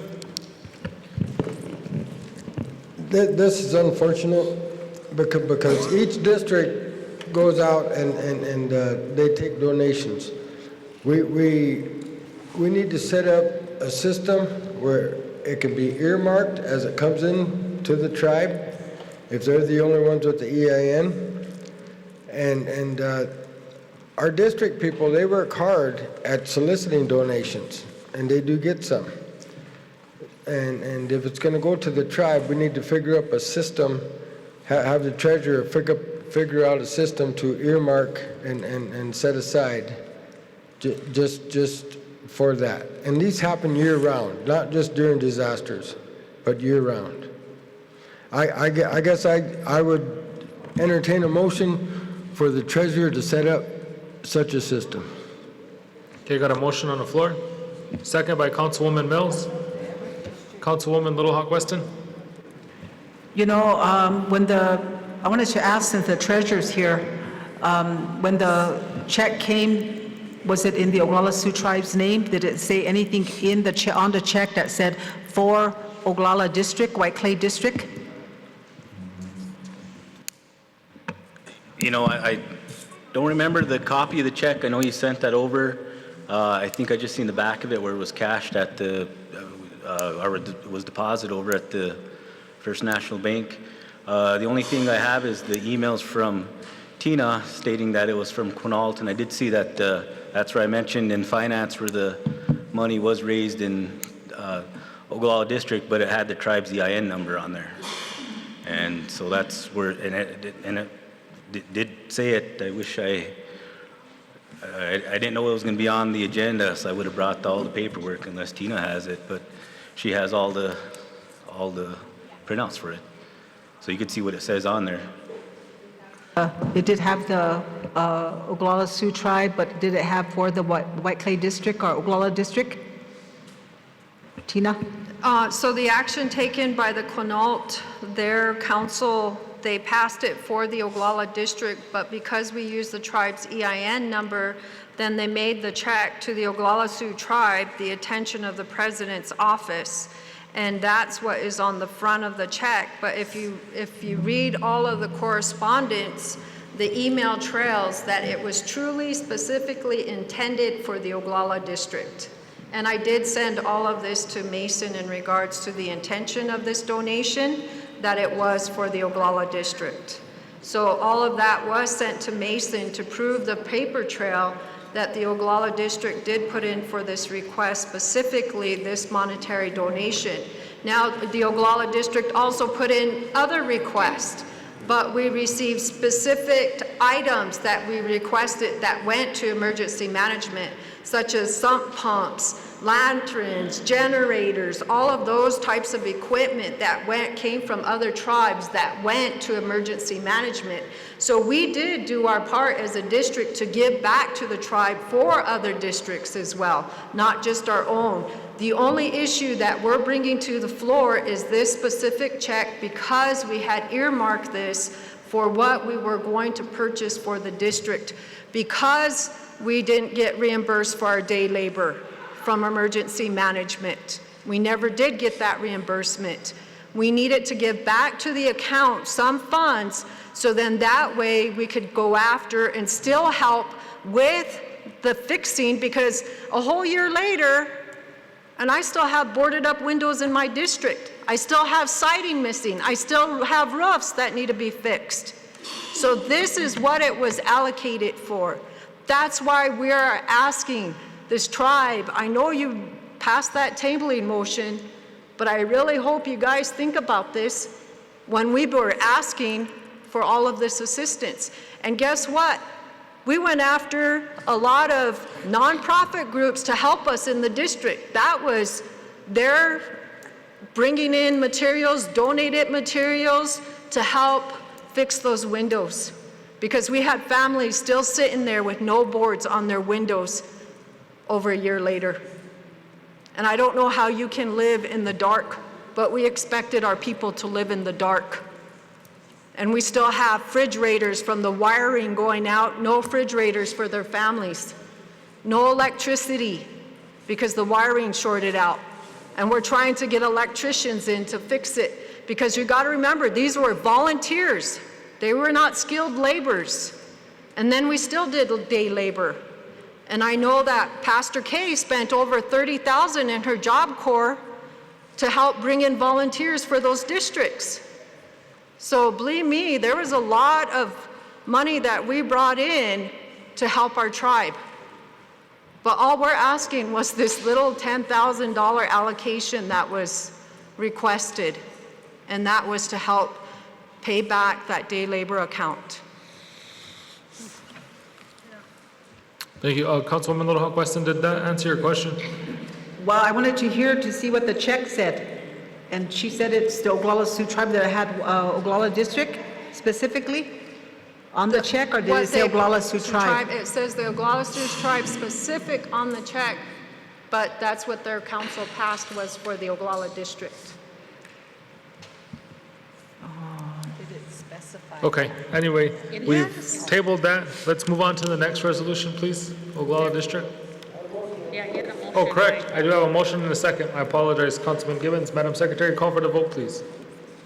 Also, the motion was to instruct the treasurer to set up such a system so that instances like this can be avoided in the future and each district can seek their donations and their funds and we don't run into this. Councilwoman Whitehorse? I thought there was a system set up in each district. Remember Donna years ago, and here I go again, but each district was set up with a CDC, and that CDC was responsible to create a nonprofit for each district. Did that happen? Did that not happen? Are any districts using it? Is Wacombe the only district that took advantage of that whole thing? I know everybody was funded to pay their nonprofit fees to set it up. Maybe we should just take that TARO money and set up nonprofits for each district instead of doing day labor. Because we have Article 6, and Article 6 is supposed to allow for each district to do that. So I was under the assumption that the districts did. I know our district has projects under our CDC, and our projects are pretty successful so far. Councilwoman Tapio? Thank you, Mr. Chair. You know, at every meeting, we always talk about the autonomy of every district. And I don't foresee us tasking the treasurer with having to open up separate accounts and things for districts. I don't think that's his job. I think that each district, I think each district should be responsible for their own process and setting up their own accounts. Thank you. Councilwoman Merdanian? I think we need to move on and run Mr. Gibbons, Councilman Gibbons' motion and move to the next resolution. Thank you. Madam Secretary, call for the vote, please. Jim Minks, No. Dwayne Yellowhawk, Yes. Garfield Apple, Yes. Glenn Gibbons, Yes. Lydia Bearkiller, No. James Cross, Sonia Little Hawk Weston, Vincent Tulance, Yes. Craig Dillon, No. Cora Whitehorse, No? Valentina Merdanian,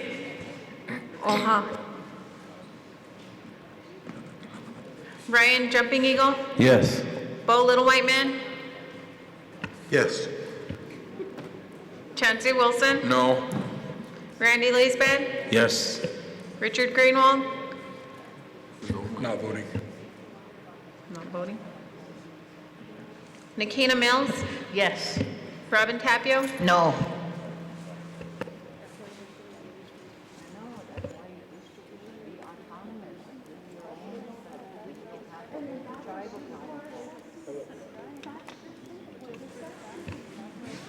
Eleven yes, 6 no, 1 not voting, motion carried.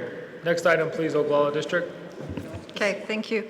Resolution of the Oglala Sioux Tribal Council of the Oglala Sioux Tribe, the resolution of the Oglala Sioux Tribal Council approving Oglala District to receive 1/9 of motor fuels allocation, funds, equipment, and other assets.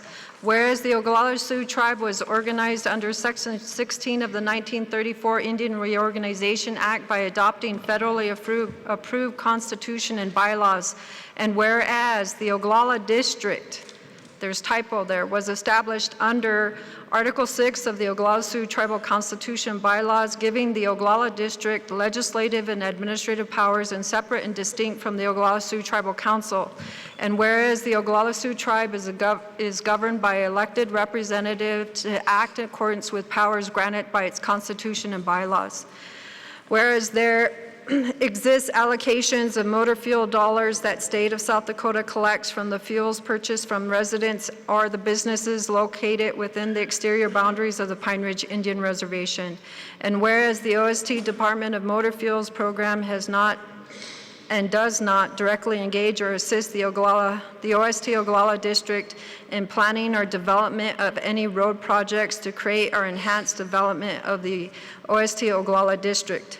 And therefore be it resolved that the Oglala Sioux Tribal Council does hereby approve the Oglala District resolution to receive 1/9 of the allocation of the motor fuel funds from here on out and to collect funds received in the past years 2018, 2019, and 1/9 of all equipment and any other assets the OST Motor Fuels Program has acquired since developed, including the use of and any sand, gravel pits, by which enables the Oglala District to conduct its own maintenance, planning, development of driveways, access roads.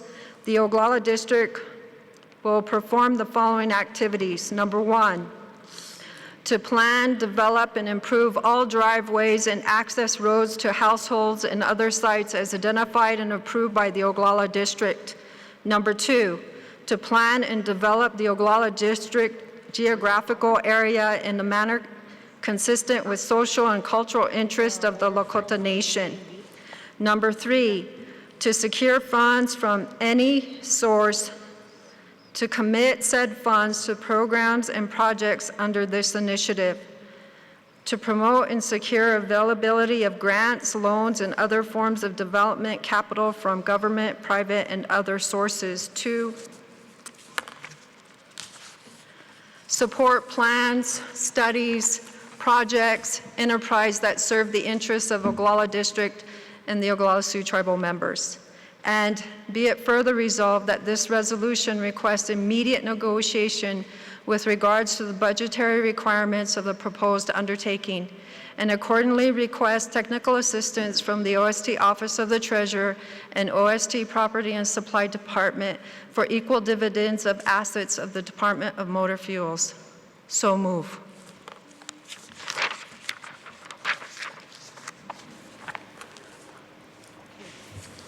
Councilwoman Whitehorse? I think we already discussed this, and we already made a decision that we were sending this back to EB&D to come back with the plan. So I'll motion to table. Got a motion to table, second by Councilman Wilson. Councilwoman Merdanian. I can appreciate this going back, however, for further discussion, but I don't know how many times we can beat a dead horse. I don't know how many times Oglala District needs to bring resolutions. I mean, Mr. Councilman Cross knows how many times Oglala brought district resolutions regarding our roads, and we're just tired. We brought resolutions for gravel pits. We brought everything that we needed to bring forward to move this process forward. However, we're at a standstill again, nothing being done. And if we look at FEMA to come in and fix the roads, you know, we have to pay 25% of what that total cost is going to be. So if it's a $10 million projected cost, well, the Oglala Sioux Tribe better have $2.5 million to kick in to help move that forward. Those are the realities that we have to deal with. And right now, the way it sounds, we don't have no resources. As Councilwoman Whitehorse said, the money tree died. So where are we going to get $2.5 million? I think it's time that you look at self-determination. It's time to give it back to the districts and let them move forward. Because if we have plans and processes in place, then let's help support the districts in moving them forward instead of continuously talking about it. We talk about what are the maps? You know, some are BIA, some are, majority of them are considered motor fuels roads. Well, where's the maps that show us all this? Instead of sitting here bickering about it, let's get something done.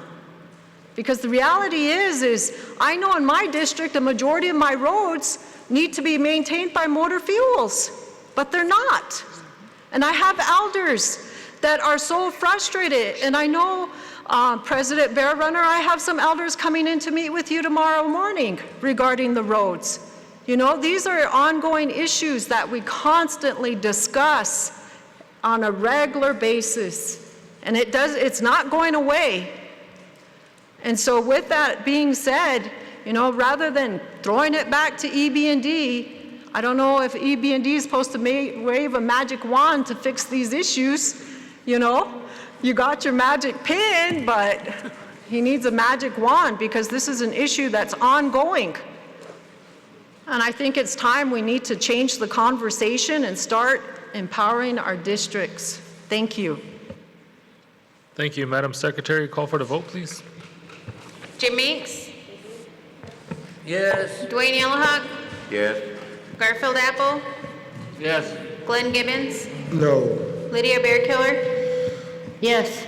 James Cross, Sonia Little Hawk Weston, Vincent Tulance, Craig Dillon, Yes. Cora Whitehorse, Yes. Valentina Merdanian, Piya.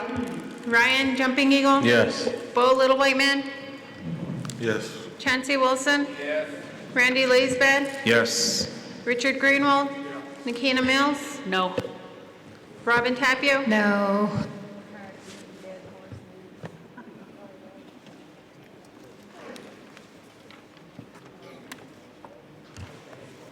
14 yes, 4 no, motion carried. We're past that. Porcupine District. Thank you, Chair. Porcupine District has brought 2 resolutions.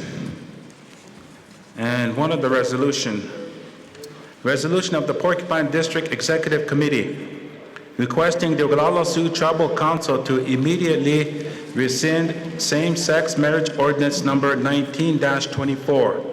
Whereas under Article 6, District Organization of the Constitution of the Oglala Sioux Tribe, the various districts may consult with representatives of the Interior Department on all matters of local interest and make recommendations thereon to the Tribal Council or to the Superintendent or Commissioner of Indian Affairs, may undertake and manage local enterprises in furtherance of the purpose set forth in the preamble of this Constitution, may levy assessments upon members of the district, may expend monies in the district treasury for the benefit of the district, may keep a roll of those members of the tribe affiliated with the district, may exercise such further powers delegated to the districts by the Tribal Council, and whereas the Tribal Council approved Resolution number 80-81, approving resolution to approve attached amendments of the Porcupine District's Constitution and bylaws, and whereas Porcupine District Executive Committee did listen to the concerned local district members regarding ordinance number 19-24, allowing same-sex marriage on the Pioneer Indian Reservation and the opposing views of the same-sex marriage now. Therefore be it resolved that Porcupine District Executive Committee requests the Oglala Sioux Tribal Council to immediately rescind ordinance number 19-24, and be further resolved, the Porcupine District Executive Committee requests the Oglala Sioux Tribal Council to modify this resolution into an ordinance to rescind ordinance number 19-24, certification. Motion. I have a motion on the floor. Councilman Yellowhawk? Yes, I got a question for our attorney. That same-sex marriage that was passed, there was other provisions in that? Yes, sir. There were several other changes in there besides same-sex marriages. It recognized common law marriages, recognized traditional marriages. It rescinded a clause we had in the Law and Order Code that in regard to illicit cohabitation. And there were several other things that were changed in the Law and Order Code. So yes, I mean, if the action is to rescind that ordinance, then all those changes would also be. Exactly, that's what Porcupine District wanted when I brought that paperwork down there, the draft ordinance.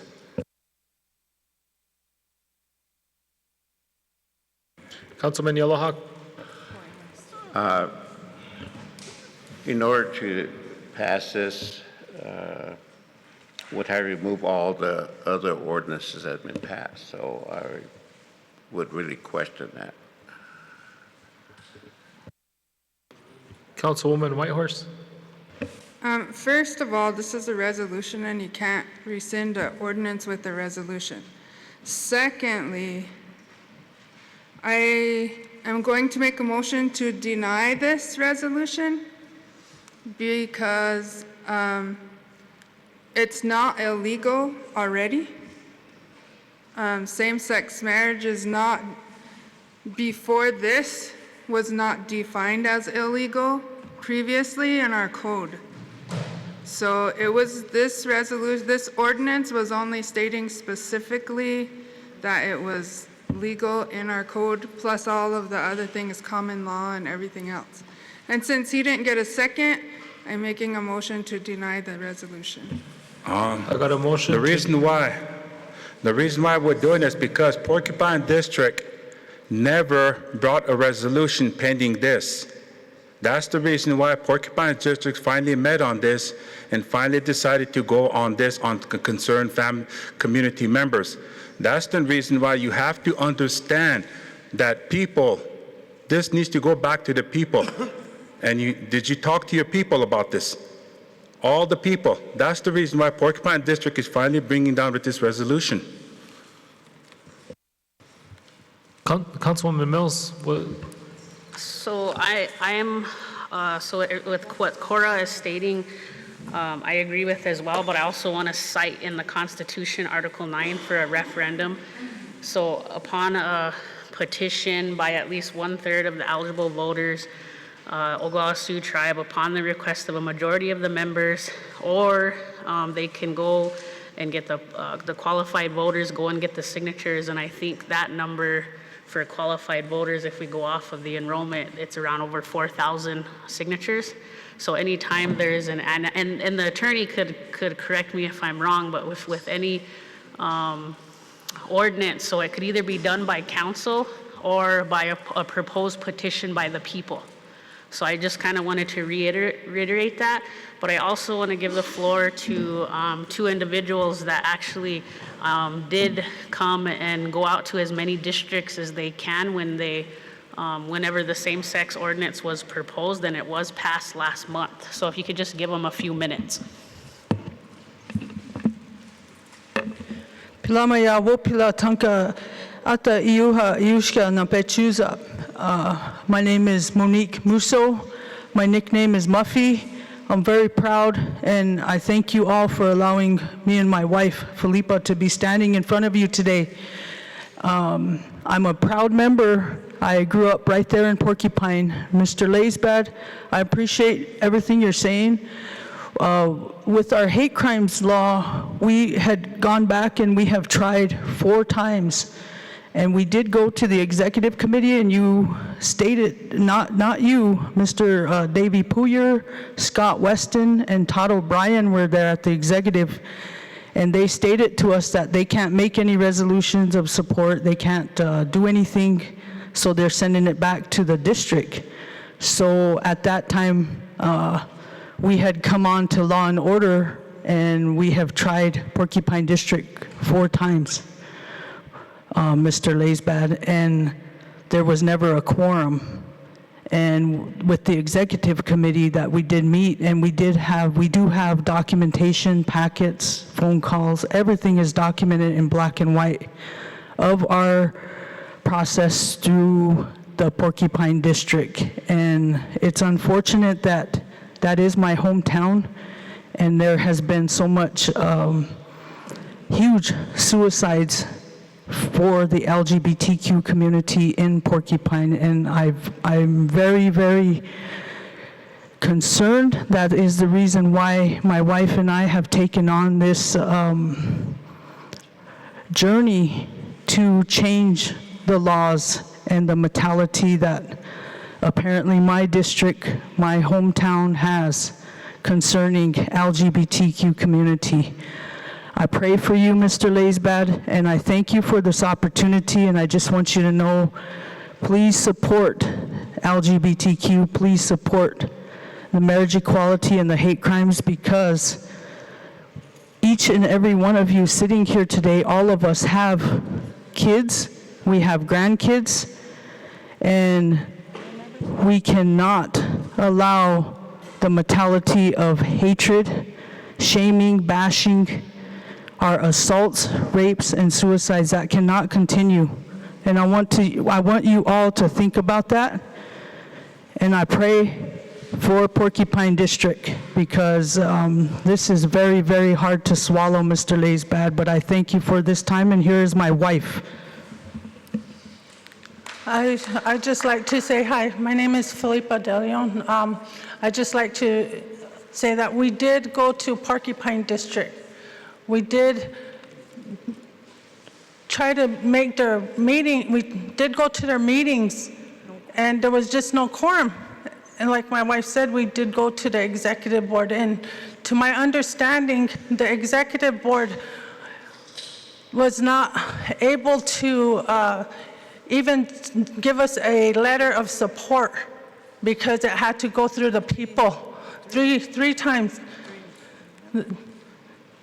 And three men letting us know that they can't give us that letter of support because it had to go to the people. So every time we try to take it back to the people, there was no quorum. Now they're bringing this here through the executive board, which they said they couldn't do. To me, that's just a little hypocritical. So again, I do appreciate you guys being here today, and I do hope you guys do support what we're doing. Thank you. Chair. Thank you. I have a community member that wants to say some few words, but before I have this community member speak, I want clarification, further clarification from our in-house attorney, Russell, because Tribal Council, to my understanding, has the authority to amend or rescind ordinances. Am I correct? You are very correct. The council is the body that creates resolutions and ordinances, which are usually the laws that govern the Oyate of the Oglala Sioux tribe. So yes, they could be amended, rescinded, or whatever. Thank you. So I'd like to yield the floor to one of the community members.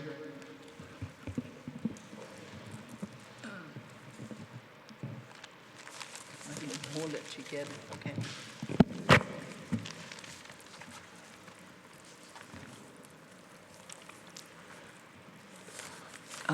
Thank you. I have written down some things here so that I won't take a lot of time, but Ma'am, I'm requesting. For the record, can you just identify yourself, please? Yes. My name is Vina Whiteface Steele. I'm an enrolled member, and I'm one of the elders of this Lakota Nation. My parents are Hobart Whiteface and Effie Big All Whiteface. And the reason I come before you is regarding the OST ordinance, same-sex marriage. This law is a moral sin. It is unnatural, ungodly, and the most gruesome, repulsive act. It is an abomination unto our Lord God of the Bible. We are not dogs. We are humans, and we are created by the most holy God.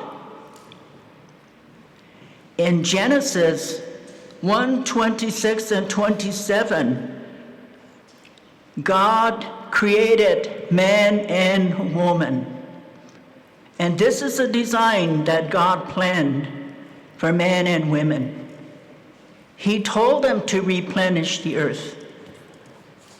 Homosexuality falsifies God's design. It is unnatural, perverted, an abomination unto God.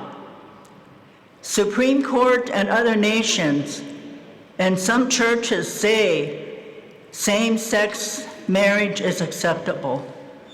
But to the Lord God, it is the most defying evil acts and not acceptable to the Lord God. With a seared conscience, the secular movement have lost all faith in God and acting senseless. And we can't follow this group. In Leviticus 20:13, it says, if there is a man who lies with a male, as those who lie with a woman, both have committed a detestable act. They shall surely be put to death, and their blood guilt is upon them. The Lord God said, defile not yourselves in any of these things. Nations are defiled. Those that God cut off. Therefore, he said, I will visit the iniquity of man, and he said that the land will spew you out of this land. The severe consequences of men lying together, women lying together, there are severe consequences in that. And one's lifestyle is a God-given right. It is their choice. But the same-sex marriage opens up to sodomy of little boys and abuse of little girls. And this law will protect the perpetrators. And this law will also result in genocide. This law caused the Lakota Nation to be under judgment. And many of the tribal members, at least half, or maybe all of us, because there's churches on this reservation, and from what I gather, there's 220 Sundances in the land. So we believe that God exists. And so the Bible, the Lord God of the Bible, said Jesus Christ died for us, and he resurrected from the dead, and he's alive today through God's Spirit and sitting at the right hand of the Lord God. We can't afford to sidestep the Lord God. And homosexuality is not our culture. In our culture, two-faced people cannot be trusted because they're troublesome persons. The tribal members who believe in the Lord God, you need to reject this same-sex marriage because it is an abomination unto God. And just now, you're all sitting here talking about ways to get money, ways to do this, and it's almost like you have nowhere to turn to. And according to this law of God, if you continue to disobey and sit and say, okay, it's okay to accept this, you're going to lose your land. You will lose your life. In addition to, if we can't, right now we're supposed to be the poorest county. What do you think will happen to us when we continue to live in this sin? When you continue to think that it's okay to lie with a man, man to man, and woman to woman. No, that is wrong. That's why I speak up. The clergymen across the reservation, maybe they feel their hands are tied, but when I seen no one standing up, I stood up. I've been a born-again Christian for 40 years. I taught Sunday school, and I functioned as a deaconess in my church. When we lost our pastor, I stepped in to do what I can for our church. And then our brother was helping us, and he also passed away.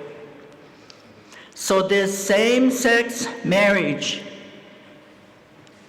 this ordinance is the most unnatural, perverted, and repulsive act. It is unethical, evil, and against all standards of morality. We cannot be subjected to accept this corrupt ordinance. We are not aware when this evil act was being introduced at the council floor. It is our right to reject this evil ordinance. I don't know how only 2 voices were heard versus the rest of, I don't know, but 20,000 voters were not heard. How come we had nothing to say about it? So based on the above information, and it is with great concern, and you need to know that you're taking a dangerous stand when you accept this type of evil ordinance. And I can't believe that. Where's your wisdom? Several years ago when Wayne Tapio was on the council, the council were trying to bring in the Rainbow Coalition. And he said, go get Eldon Steele, who is my husband. Ask him. Now that's wise counsel. Go ask. And he did. And my husband told him, no, you don't want to do that. And he gave us reasons why. This council needed to do that. When 2 women stand before you and tell you that, yes, we're going to get married, well, fine, they can get married, that's their right. But don't introduce a law and say that you will accept it. No, we are not going to accept it. It is our right. We're not going to allow our little boys to be sodomized, and this law will protect them. We cannot risk our children like that. We have grandchildren. We have sons. And based on those great concern, this same-sex marriage ordinance must be rescinded now and done away with. Throw it out of this world. When the devil comes to attack us, I pray like that. You get out of my life because you don't belong here, and you get out of this world back into darkness where you belong. And that's what the devil did here. He changed all of your minds to vote for it, and I know some of you didn't vote for it. And so for that reason, and regarding the referendum vote, you cannot pass this filth back and forth around, because that's what it is. You cannot take this ordinance and say, well, give it to these people, so they're gonna look at this filth and see if that's what they want. And then you can't give it to the next oncoming new council, because it's not their problem. You're the ones that created that here. And so today, I stood up, and I have a number of Christian people that told us that they would be here too, and maybe whatever reasons they couldn't be here. But I'm only one voice, but it's going to be counted. And so today, that's why I came. You can't, there's just no way you can't say that, no, we can't change that. The lawyer just told you that it can be changed. And so that's my request, the request of majority of tribal members. And I'm an elder. And this is my request and my concern. Don't risk our children, but take action, and you will be obeying the Lord God of this Bible, because that's what he told us to do, is to listen to him unless you want to lose your land. Because we see it all around us. Every administration, they're juggling, they're doing things to try and make ends meet. People have nowhere to go because they can't come to the council. There's no money. And if you think that's bad now, if you continue to sit on this evil law, you will lose your land. All monies will stop. If there ever is a trickle coming in, it will stop. And you will have nothing. And that's my warning to you. I'm not just saying that because I think I'm holier than thou, but this is the word of the Lord God. It is a spoken word. And I ask you to look at that. It is a spiritual issue, but it is an evil act. And you can't continue to push that in our face and think we're going to accept it. And I do want to say, I don't speak I'm fluent in my language, but I'm married to a man that does not speak the Lakota language. So as a courtesy to him and to others, I always just speak the the English language. But today I'd like to say in Lakota,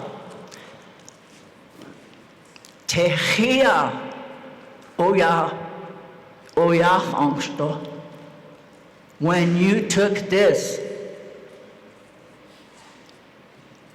so I ask you to not listen to what I say, but what the Word of God says. Listen to the Lord God. And I thank you for allowing me to come, that I'm able to speak. I don't get involved politically. Just once I went before the council, and that was because I lost my granddaughter. I hurt so bad I didn't have no one to turn to, so I turned to my council and shared my concern with him. And this is the second time that I've been here. And I do listen to the council, I vote. But beyond that, I never go to council meetings just to be complaining. But this is a serious, serious matter. That's why I stood up to be counted. Thank you.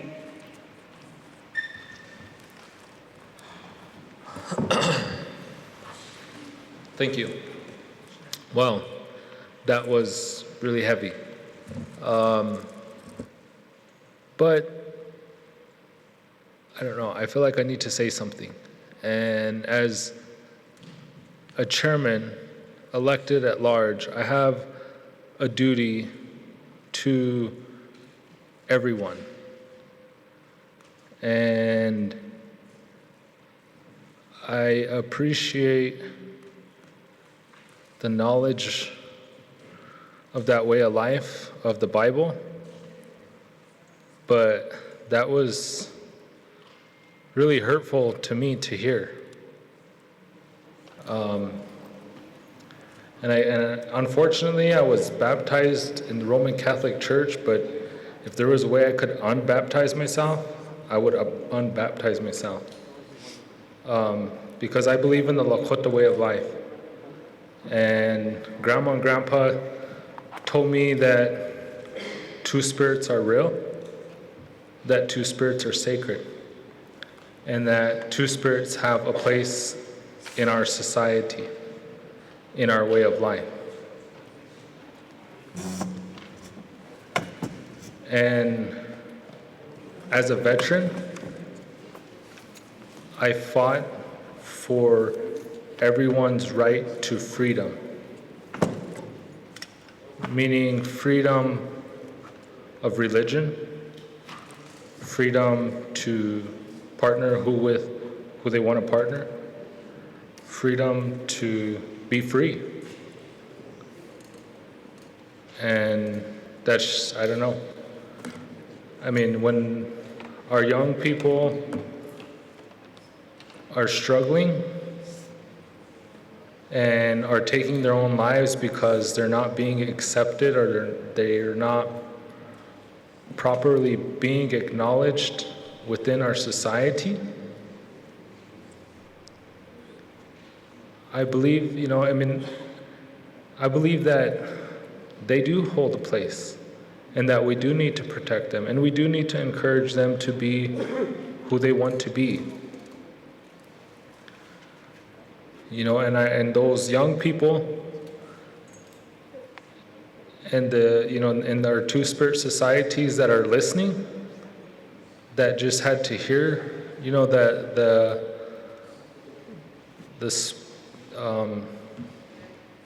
I guess the beliefs of the Bible's way of life.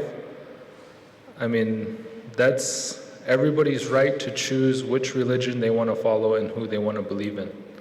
But as Lakota people, the Bible don't belong to us. Our way of life has existed far before the Bible.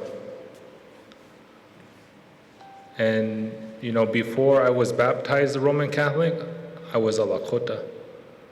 Before I was a veteran, I was a Lakota. Before I was the president of the Oglala Sioux tribe, I was a Lakota. And when I die, I will be a Lakota. And, I don't know, that was really heavy, but I also have an understanding of the impacts that boarding school had on our elders. And so I thank that Unchi for coming and, for sharing that. But, I also just have to voice that, as an elected leader, you all have the right to choose to be who you want to be. your kids and your grandkids have a right to be who they want to be. The generations yet to come have a right to be who they want to be, and they have the right to choose who they want to be. It is my job as an elected official to ensure that the freedoms and the liberties are protected so that they can have that opportunity to live a life rather than us being dictators and telling them how to live their lives. So with, with this coming from, I don't know, I just have to say I support our Two-Spirit society. And I support the hate crime, that we do need to, we do need to establish that, and we do need to be fair, equal, and impartial as elected officials. Hohechetu, mirakoye, oyase. So I do have a motion to deny, and I recognize the second to that motion by Councilwoman Mills. Madam Secretary, call for the vote, please.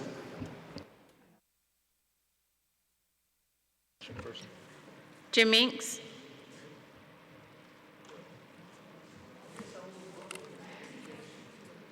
I didn't acknowledge a second for him. I acknowledged the motion and the second. I did acknowledge his motion, but I didn't acknowledge the second. But I heard the motion and the second here first. You know what, I do, Councilman, but what I hear when I hear everybody coming at me, I hear what I hear first. So you can't tell me what I hear and what I don't hear. I did recognize your motion. I did not recognize her second. I did recognize Councilwoman Whitehorse's motion to deny, followed by Councilwoman Mills' motion, or her second to Councilwoman Whitehorse's motion. And then I heard Councilwoman Tapio's second. So that takes a precedence because that came first. I apologize, but that is what I heard. Madam Secretary, call for the vote, please. Dwayne Yellowhawk. Yes. Garfield Apple. No. Glenn Gibbons. Yes. Lydia Bearkiller. No. James Cross.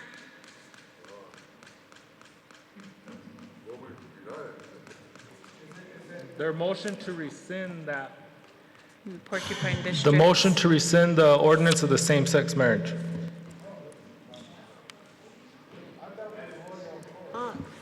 My motion is to deny the resolution brought by Correct. Porcupine District. Right.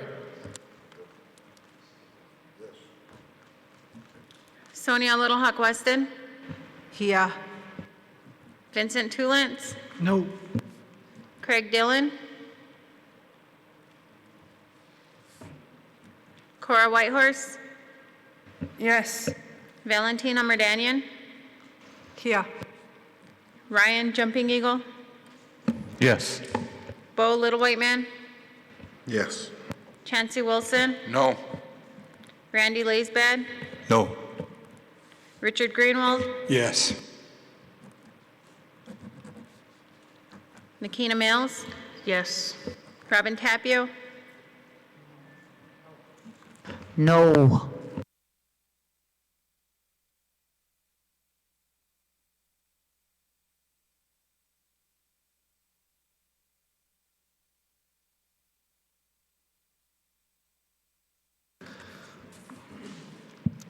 Eight yes, 8 no, 2 not voting, and I vote yes to deny. Councilwoman Tapio. Thank you, Mr. Chair. I want to thank Vina for coming forward on that issue. Because you know what? There are a lot of people out there that were concerned about this. And the thing I didn't appreciate was that when they came and did their presentation, you're lumping hate crimes, you're lumping common law marriage, you're lumping same-sex marriage, all these really heavy issues into one issue. And that's wrong. That's deceiving. And I want to say that today. We need to give the people out there the opportunity. And the last thing I want to say is that, you know, I too, I'm a Christian. I follow the Bible. And Mr. Chair, when you said that the Lakota people were here long before then, if you read the Bible, you open it, the first sentence states, in the beginning, God created the heavens and the earth. And I don't want to get into a long controversy or argue, because I respect everybody's religion preference, you know, and I think that we should. So my question is, the vote we just ran, did we honor her request for this council to vote on whether or not to rescind the same-sex marriage position? Is that what we just voted on?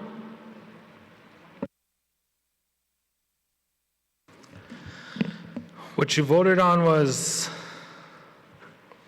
the resolution of the Porcupine District Executive Committee requesting the Oglala Sioux Tribal Council to immediately rescind same-sex marriage ordinance number 1924, followed by a motion by Councilwoman Whitehorse to deny that resolution. So that is what you voted on. Thank you. And one more clarification for the attorney. Randy made the motion, and the only thing that can take precedent over that motion is a tabling, and you accepted a denial as a motion, and that was wrong. Thank you.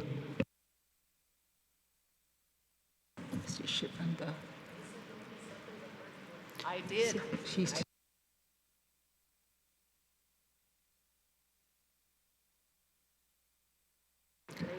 Mr. Chair, Councilwoman Little Hawk Weston. you know, this is a very sensitive issue, and it's sensitive with you too, Mr. President. That's why you voted the way you did. And I'll be outright with that today. This governing body was political today in how we voted in this circle. I can clearly say that because all of us are in here are political. You know, I believe that districts come forward with resolution, we should honor them, whether or not we vote yes or no to them. Those very districts are the ones that put us in this circle. So this next year comes along and we out there and you're campaigning, those are the issues you're going to have to deal with. Those are the issues that they're going to be confronting you about. And I want to say today that yes, we do all have a right to vote. We do all have a right to our religion. And I'm like Robin.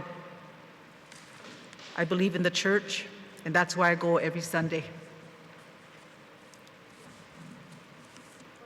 I believe that way because my father-in-law was a minister with the Presbyterian Church in Porcupine, and he served many churches within the Presbyterian Church, and I want to remember him today. And that's Reverend Harry Weston. He was also a cop with the BIA for many years. So I come from that Teoshpa Westons in Porcupine District, and I've always got along real good with them. So today, this vote that took place here, I want to thank Ms. Steele for coming forward, Ms. Whiteface, because she was only one person, she said. She wanted to take that stand and come here in front of the council to address us on the issue. So sometimes we have the courage to do that, and we have to let our people do that. And yes, in my district of Wakpamni, I had people come forward to me and ask me, why didn't you put this out there for referendum vote? Why didn't you let us address it? Why didn't you let us deal with it? Just like alcohol, look at all of the things that we bring forward here. We say, referendum vote. We push it out to the people, but yet, when it came to this issue, we took action and we brought it forward. And yes, I was chewed out about that because it came from our Law and Order Committee. But I'm not going to take away the fact that that's how I believe. I believe that way. My parents believe that way. We have nothing against the Indian religion. I respect that too, because uncle was very instrumental in the Indian religion. He respected that, and I respected him for it. That was my late uncle, Lekshi John around him, my mom's younger brother. So today I want to say that I don't like to be put against the churches, just like we don't want to put it against the Indian way of life, but a lot of us, we live that way. We grew up unshika, we grew up pitiful. A lot of us grew up that way. So we always need to remember where we come from and how we were raised. So my district also approached me and was upset about it. Why didn't you bring this back? Why didn't you? But it came to our district. They passed it, like Robin said, there was just a handful at her district, while same with us. But we still brought it forward out of respect for our district. But I clearly see that today, what happened. But I want to thank Ms. Whiteface for coming forward and addressing us on this very sensitive issue. It was hard for me to vote on it the first time it went through. But because my district passed it, I had to go along with it too. But in my heart, I believe that way, and I want you to know that too. So it was a political, very clearly, we all have a right to vote the way we want. But I just want to thank the district for bringing that forward. And I'm sure that one way or another, they will bring it back. Somebody will bring it back. If it ain't this administration, it'll be the next one as a referendum vote, just like we do alcohol. Thank you. Thank you. Councilwoman Mills. And I also agree, like, this was a real important topic, discussion for all people. And like everybody else sitting here at the table, I did have to listen to both sides, you know, those that support it, those that speak highly for not supporting it. And then I did have to weigh the options of taking all of that into consideration and looking at the rights of all people. And I think that's important, and especially in our roles as legislators. But to me, even in not just this resolution, but in other things that we've been discussing in ordinances, it's very clear that there needs to be a better defined process in how we get out to our people and how we communicate to our people in our districts on these laws that we are bringing forth. There's got to be a better defined process or ordinance that speaks to public hearings and these type of things. Like we come back with, like we went out to our districts. Like I took all those ordinances back to my district and I voted how the district supported or not supported it. So whatever process that is, that's what I'm clearly seeing here today, that we need to be defining a better process in how we push out these ordinances so that we're hearing the input of all. But the other side to that too is we're not gonna agree 110% on all these things too. So that's the other side. So just trying to create that balance, but that's clearly what I'm seeing here today. Wopila. Councilman Greenwald. Chair, I'd like to yield the floor. To Garf. Good afternoon, Council. My name is Garfield Still. I'm from Wiconi District. And I just wanted to address the Council as a member. You know, we had about 40 people come to our district meeting, and this was addressed. And it was a unanimous vote to support those two individuals that brought this forward by our district. Not one person voted against it. And in fact, our two reps were in the resolution were directed to support it. And speaking as a Lakota man, you know, we talk about everything that happened to our people a long time ago. You know, we're Lakota first before anything. We always hear Trump talk about how people should go back across the seas. Well, guess where this religion came from? Came from across the seas. It wasn't with our own people. And if you're a real Lakota person, you know we don't have a religion. We have a way of life. Prayer was with us every single day. That's who we are. We're a people of prayer. We don't have a religion. How hard is it for these individuals to love one another as companions out in the open without being attacked daily by people? It takes a lot of courage for them to come out in the open, to be with someone that they love. And I know every single one of us, we have family members that are like that have that true spirit. And I don't think our Itanchai, our president, should be attacked by the way he voted, because there was 8 other people that voted too. Not just singling him out. And a lot of people, I heard about, from me, listening to the elderly lady talk about this religion stuff. Seems like that's the only place we hear that kind of talk. We never hear our medicine men talk about our relatives like that. Perverted and all the other language. No one talks about that. Look at all our older people that went through these boarding school era, who were molested by priests. No one talks about that. So that religion ain't perfect. It's not. So I don't appreciate anybody coming here, and waging a war. That's another way to divide our people. Another way to divide our people, throwing religion around like that. You guys are all voted in the circle to make decisions for our people. Our 2 reps here, one voted against it when he was supposed to support it. That was his responsibility. But to sit here and listen to that talk, it kind of upset me. Remember, you're Lakota first. That's where you come from. This religion, this Catholic religion, don't belong to you. It don't belong to us. That Chanupa does. That's where we come from. We come from a people of prayer. That's who we are. And we have to support our relatives no matter what. Those are our people too. Those are your people, regardless of how they live their life. Thank you. Oh, Wopila. Councilwoman Merdanian.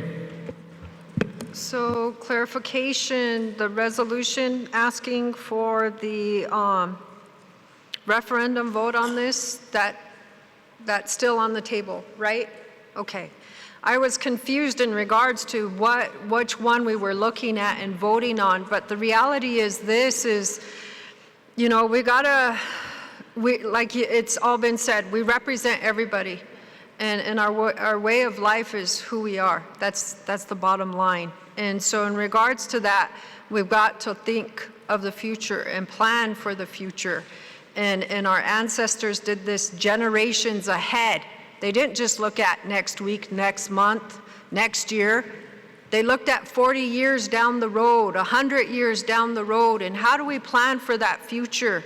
And what kind of future do we want for our people, those generations of unborn yet? And these laws, and specific to the marriage piece of it, it was never specified within our code that you could or you couldn't. And precedence has already been set in our courts. It did happen. So this isn't something new that has come to the table. It's something that has been existing that needed clarification. So how are we preparing for that future? And I hate to hear more stories of our young people committing suicide, because what kind of future do they have? And so those were the thoughts in my head when it came to this voting. And so with that, I agree. It needs to go to the people. Let the people decide and move it forward so we're all on the same common ground. And it's not attacking anyone's beliefs, but we got to remember we need to prepare for that future. That's what I believe we're trying to do here, is how do we prepare for that future? And I have constituent who would like the floor. He said his family was brought up, so he wanted to clarify something. Mr. Weston?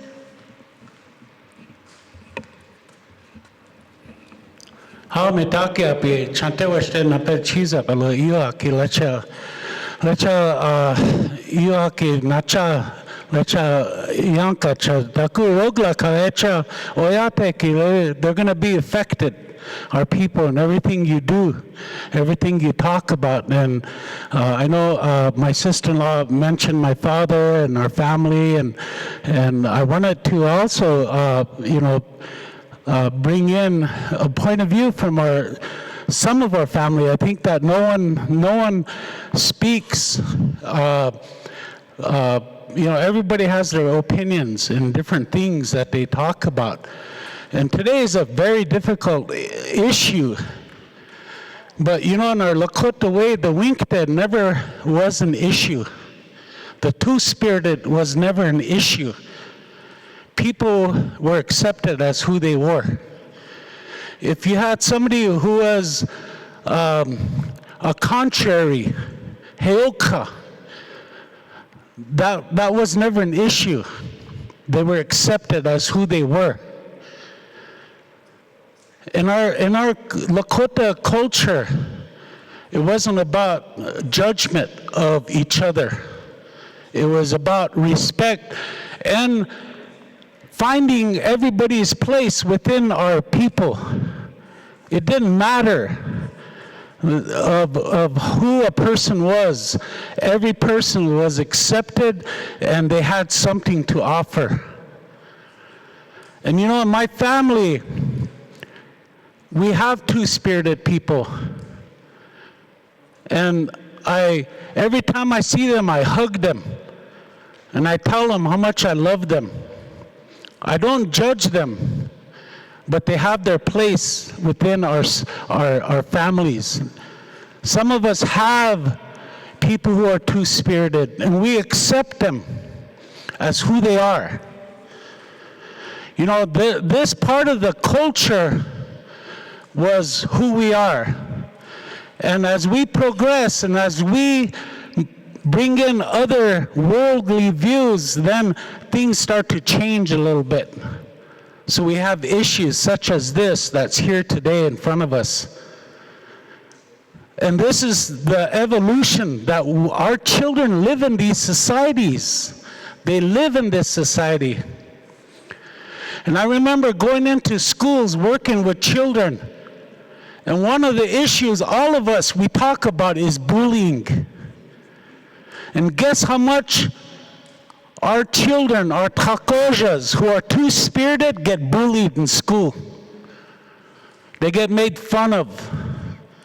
They even get beat up because people have this belief they don't belong in our society. But that's not a Lakota way. They are our children, they are our takojas, and whomever they may be, they belong to us. They are our family. We have to look at them that way. And I know this is for many of you, it's a tough issue. I know it's difficult as legislatures. But the fact remains that these are our people and they're not going to go anywhere and they're always going to be here. And we have to love them. No matter what, we have to love them and respect them. And they have their own choices they're going to make. And we got to try to at least meet them halfway to do that. Meet them halfway. We want to help them to become stronger people. Part of the Oyate. So we shouldn't mix our spiritual beliefs in this. We should be talking as family members, relatives, because that's who they are. They are our relatives.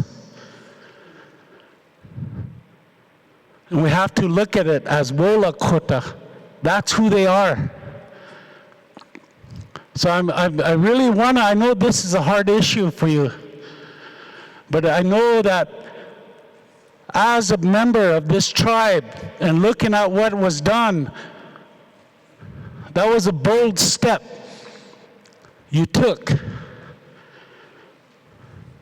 And there's going to be backlashes for that because a lot of us have become conditioned to believe in a different way. And some of us continue to try to really look at the ways of our ancestors. What would our ancestors say if this issue was there? Think about that. So I wanted to just bring this up.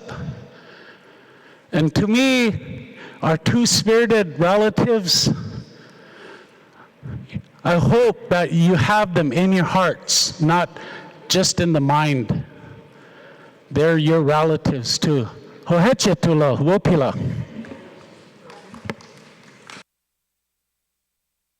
Councilwoman Bear Killer.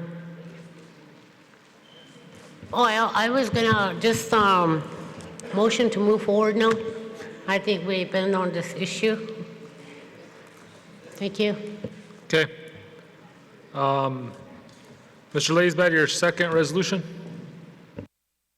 Thank you, Chair.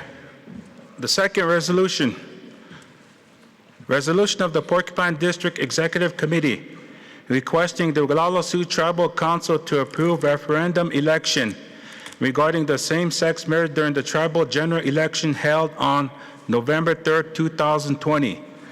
Whereas the Oglala Sioux Constitution Bylaws, Article 6, District Organization of the Constitution of the Oglala Sioux Tribe, the various districts may consult with representatives of the Department of Interior on all matters of local interest and make recommendations thereon to the Tribal Council. And whereas the Tribal Council approved Resolution number 80-81, approving resolution to approve attached amendments of Porcupine District Constitution and bylaws. And whereas Porcupine District Executive Committee did listen to the opposing views of the same-sex marriage ordinance number 19-24 from our local Porcupine District members on August 20th, 2019. And whereas the same-sex marriage issue doesn't belong to the Tribal Council for approval. Rather, this issue of same-sex marriage belongs to the people for the Pine Ridge Indian Reservation to decide. And whereas Porcupine District Executive Committee recommends that the Oglala Sioux Tribal Council approve a referendum vote on approving or disapproving same-sex marriage now.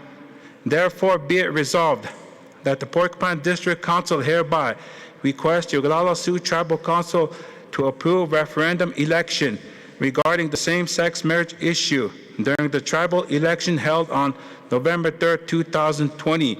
Certification. Motion.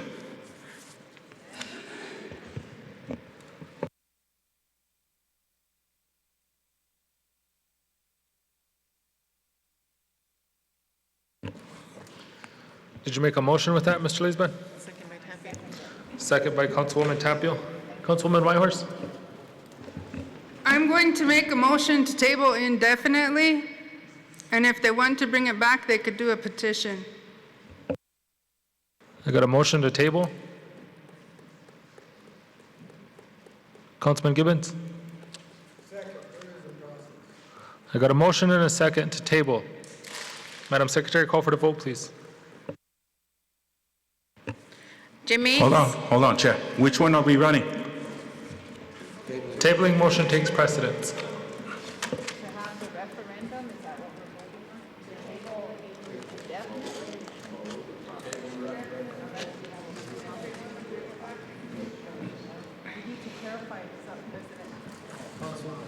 I think that we need to, I guess as a council, understand what we're voting on. But when we talk about referendum vote, you know, the governing body can request for that coming from the tribal council, or we can put it out there and let the petition run. So there's two ways of doing it. And that's It's what not- I said. So she wants to run it through a petition process to get two-thirds of the whole reservation to sign off on the petition to hold a referendum vote. Or the council itself can just move it forward to ask for a referendum vote. and that's how it's run before. So I just needed to clarify those two things. And my motion was yeah. to table it indefinitely, and if they want to bring it back, they could do a petition. I have a motion and a second to table on the floor. Madam Secretary, call for the vote, please. Jim Meeks. Yes. Dwayne Yellowhawk. Yes. Garfield Apple. No. Glenn Gibbons. Yes. Lydia Bearkiller. No. James Cross. Yes.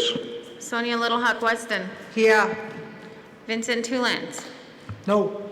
Craig Dillon. Yes. Cora Whitehorse. Yes. Valentina Merdanian. Here. Ryan Jumping Eagle. Yes. Bo Little White Man. Chauncey Wilson. No. Randy Laisbed. No. Richard Greenwald. Nikina Mills. Yes. Robin Tapio. No.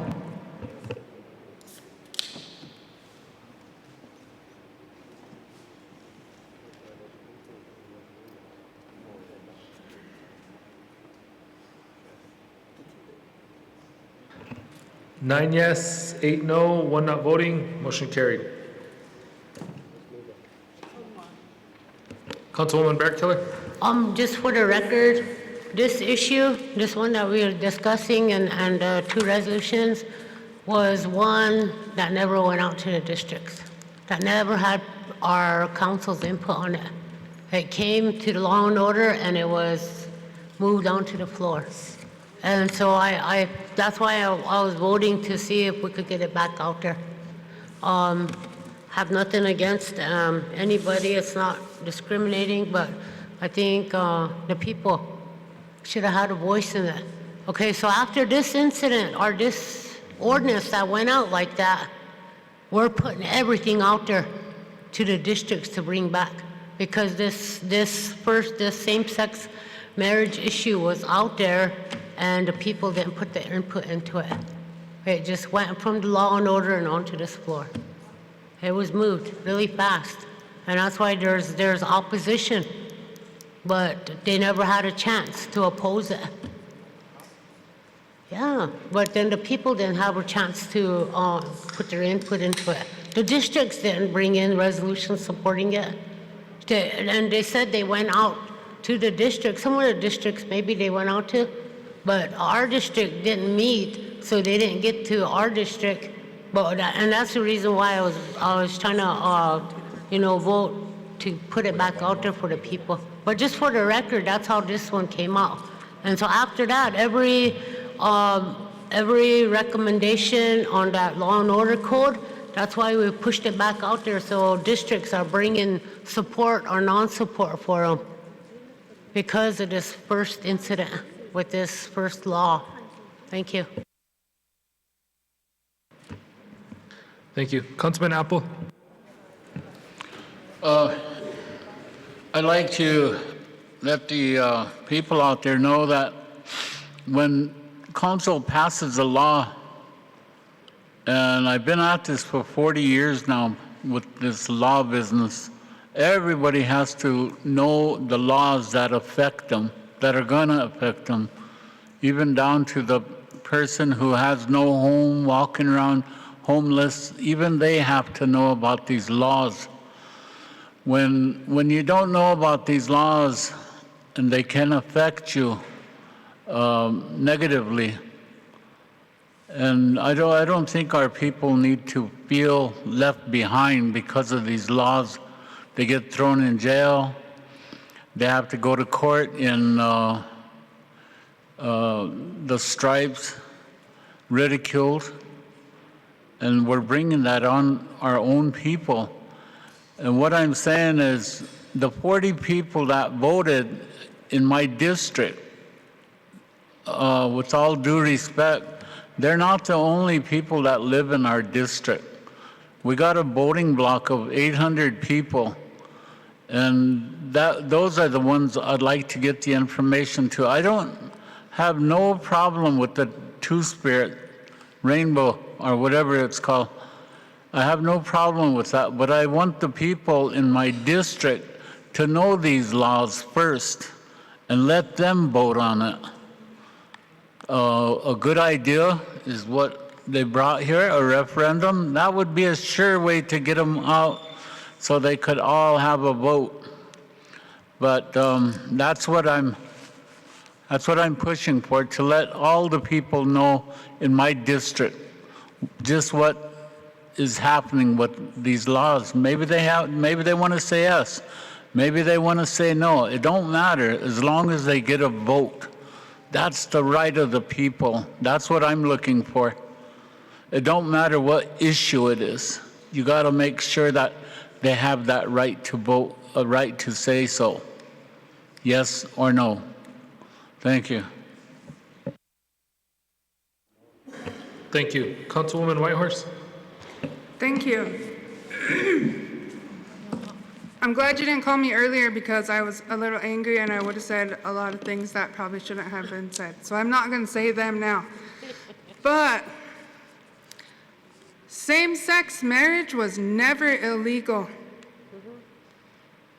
It was never specified, so it was never illegal.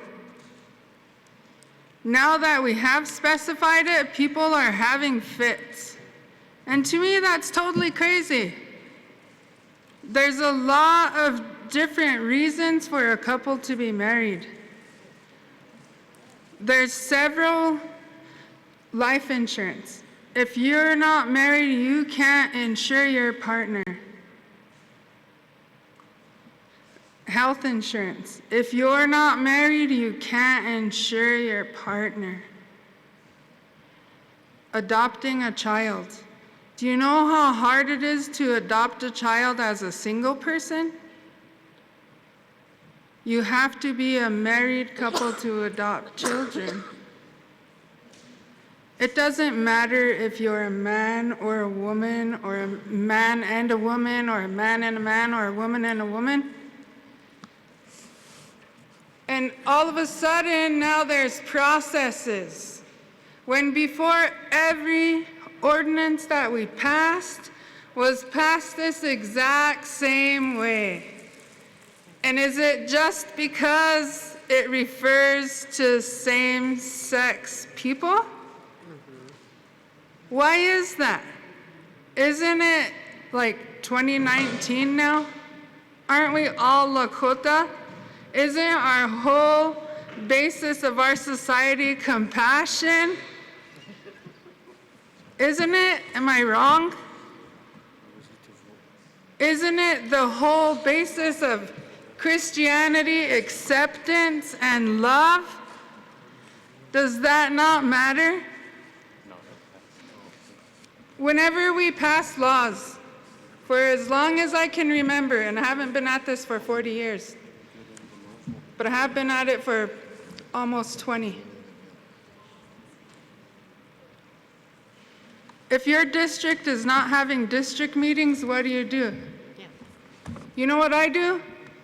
I go to people I respect in my district and I ask them, this is coming forth, what is your opinion on that? You know, sometimes districts don't meet. Sometimes districts don't meet when they're supposed to meet. Sometimes all you have to work with is an executive board. But on these same-sex issues, how do I put this nicely? I feel like I am being discriminated against because my partner is a woman. I was raised Catholic. I was married and divorced and had a child, and married and divorced and married and divorced 3 times. My partner is a woman. I've been with her longer than 2 of my husbands. But you know what? It doesn't matter if a couple is same-sex or separate. It's your own personal belief. I don't care who you wake up to every morning, so you shouldn't care who I wake up to.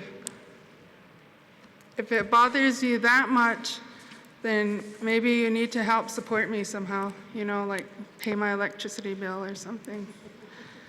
Then I'll let you have an opinion in my life. But same-sex marriage was never illegal. Never. It was never specific, but it was never illegal. And I think it was about 6 years ago, I did 6 wedding cakes in the month of January, and 3 of them were for same-sex marriages who were married in Pine Ridge. So I don't see why this is an issue now. We need to start supporting each other and supporting our children, because in today's world, our children need that. We have so many kids who are confused, and so many kids who are afraid to be themselves because people judge them every day. I'm old, so I don't care. You can say what you want, but you don't pay my bills and you don't wake up next to me. So I think we need to move forward now and just leave these alone. If they want to do a petition, let them do a petition.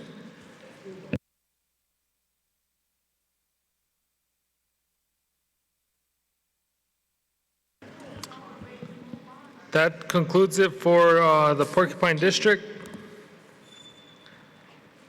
Mr. Yellowhawk, did you have something from your district? Please use your microphone.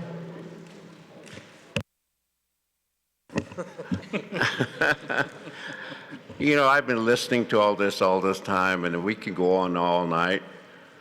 I mean, this is, you know, you never had hearings for passing laws.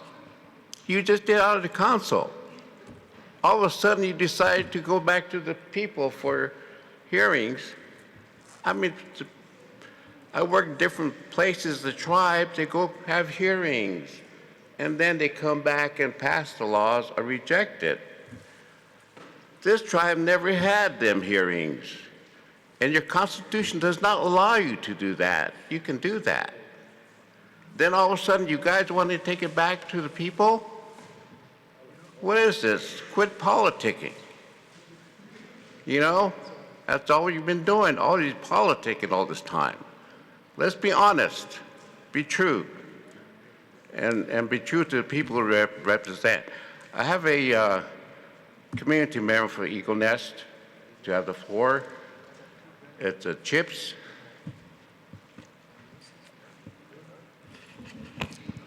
Thank you. Bring that chair.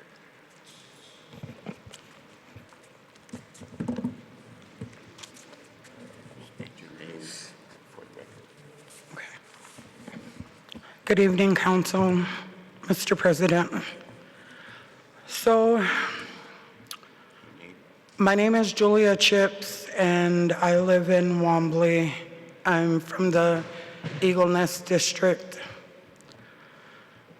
On August 22nd, our district had a district meeting, and our district treasurer has been slandering families, threatening not to help them,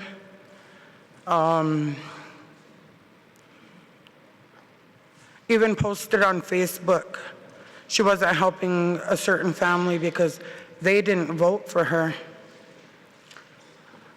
And I'm not political, but I feel that this needs to be addressed because our community members are getting treated bad. They're not getting assistance. So we have families, people that are walking to their appointments, hitchhiking, because she will not assist. And she even stated at our district meeting, after she slams 2 big envelopes down on the table, that anybody that Jerome Highhorse and Ron Randall assisted during their term, she's not helping them. And whatever personal issues she has with them, she should have left it there, but she's bringing it to our district meetings. Even stated that she wasn't going to help sex offenders. So I raised my hand and I asked her to show me in the Constitution, in the bylaws, where it states that our districts don't help sex offenders. And she just went off on me. Tried to plow Jim and Dwayne over, challenging me to go outside and fight her in front of Officer Klesch and Officer Weston. So I wrote a statement and I faxed it to Robert Ecafee, the chief of police. And I said, if you look at their body cams, you will see exactly what she did. And I didn't go there to fight. I'm not one to fight. And so I took a petition around, and I did take it at our district level. I read it, and I made a motion to have her removed, and I got a second by another community member. But because Neil Red Elk is Marilyn Charging Crow's husband, and she appointed him 5th member, he would not run my vote. Twice he was told to run the vote. He just wouldn't do it. Jim and Dwayne can witness to that. So what I'm asking at council level is that maybe our money should be dealt with in Pine Ridge so that our community members can get assistance from Pine Ridge and not be slandered, not be judged, not, she makes people feel really ugly about themselves.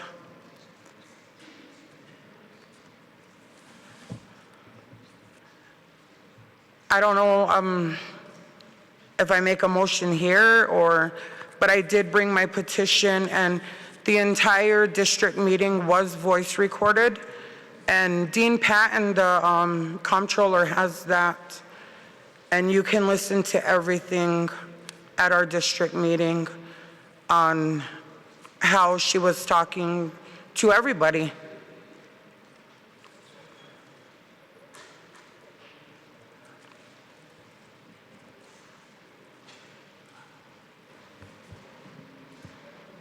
Councilwoman Whitehurst.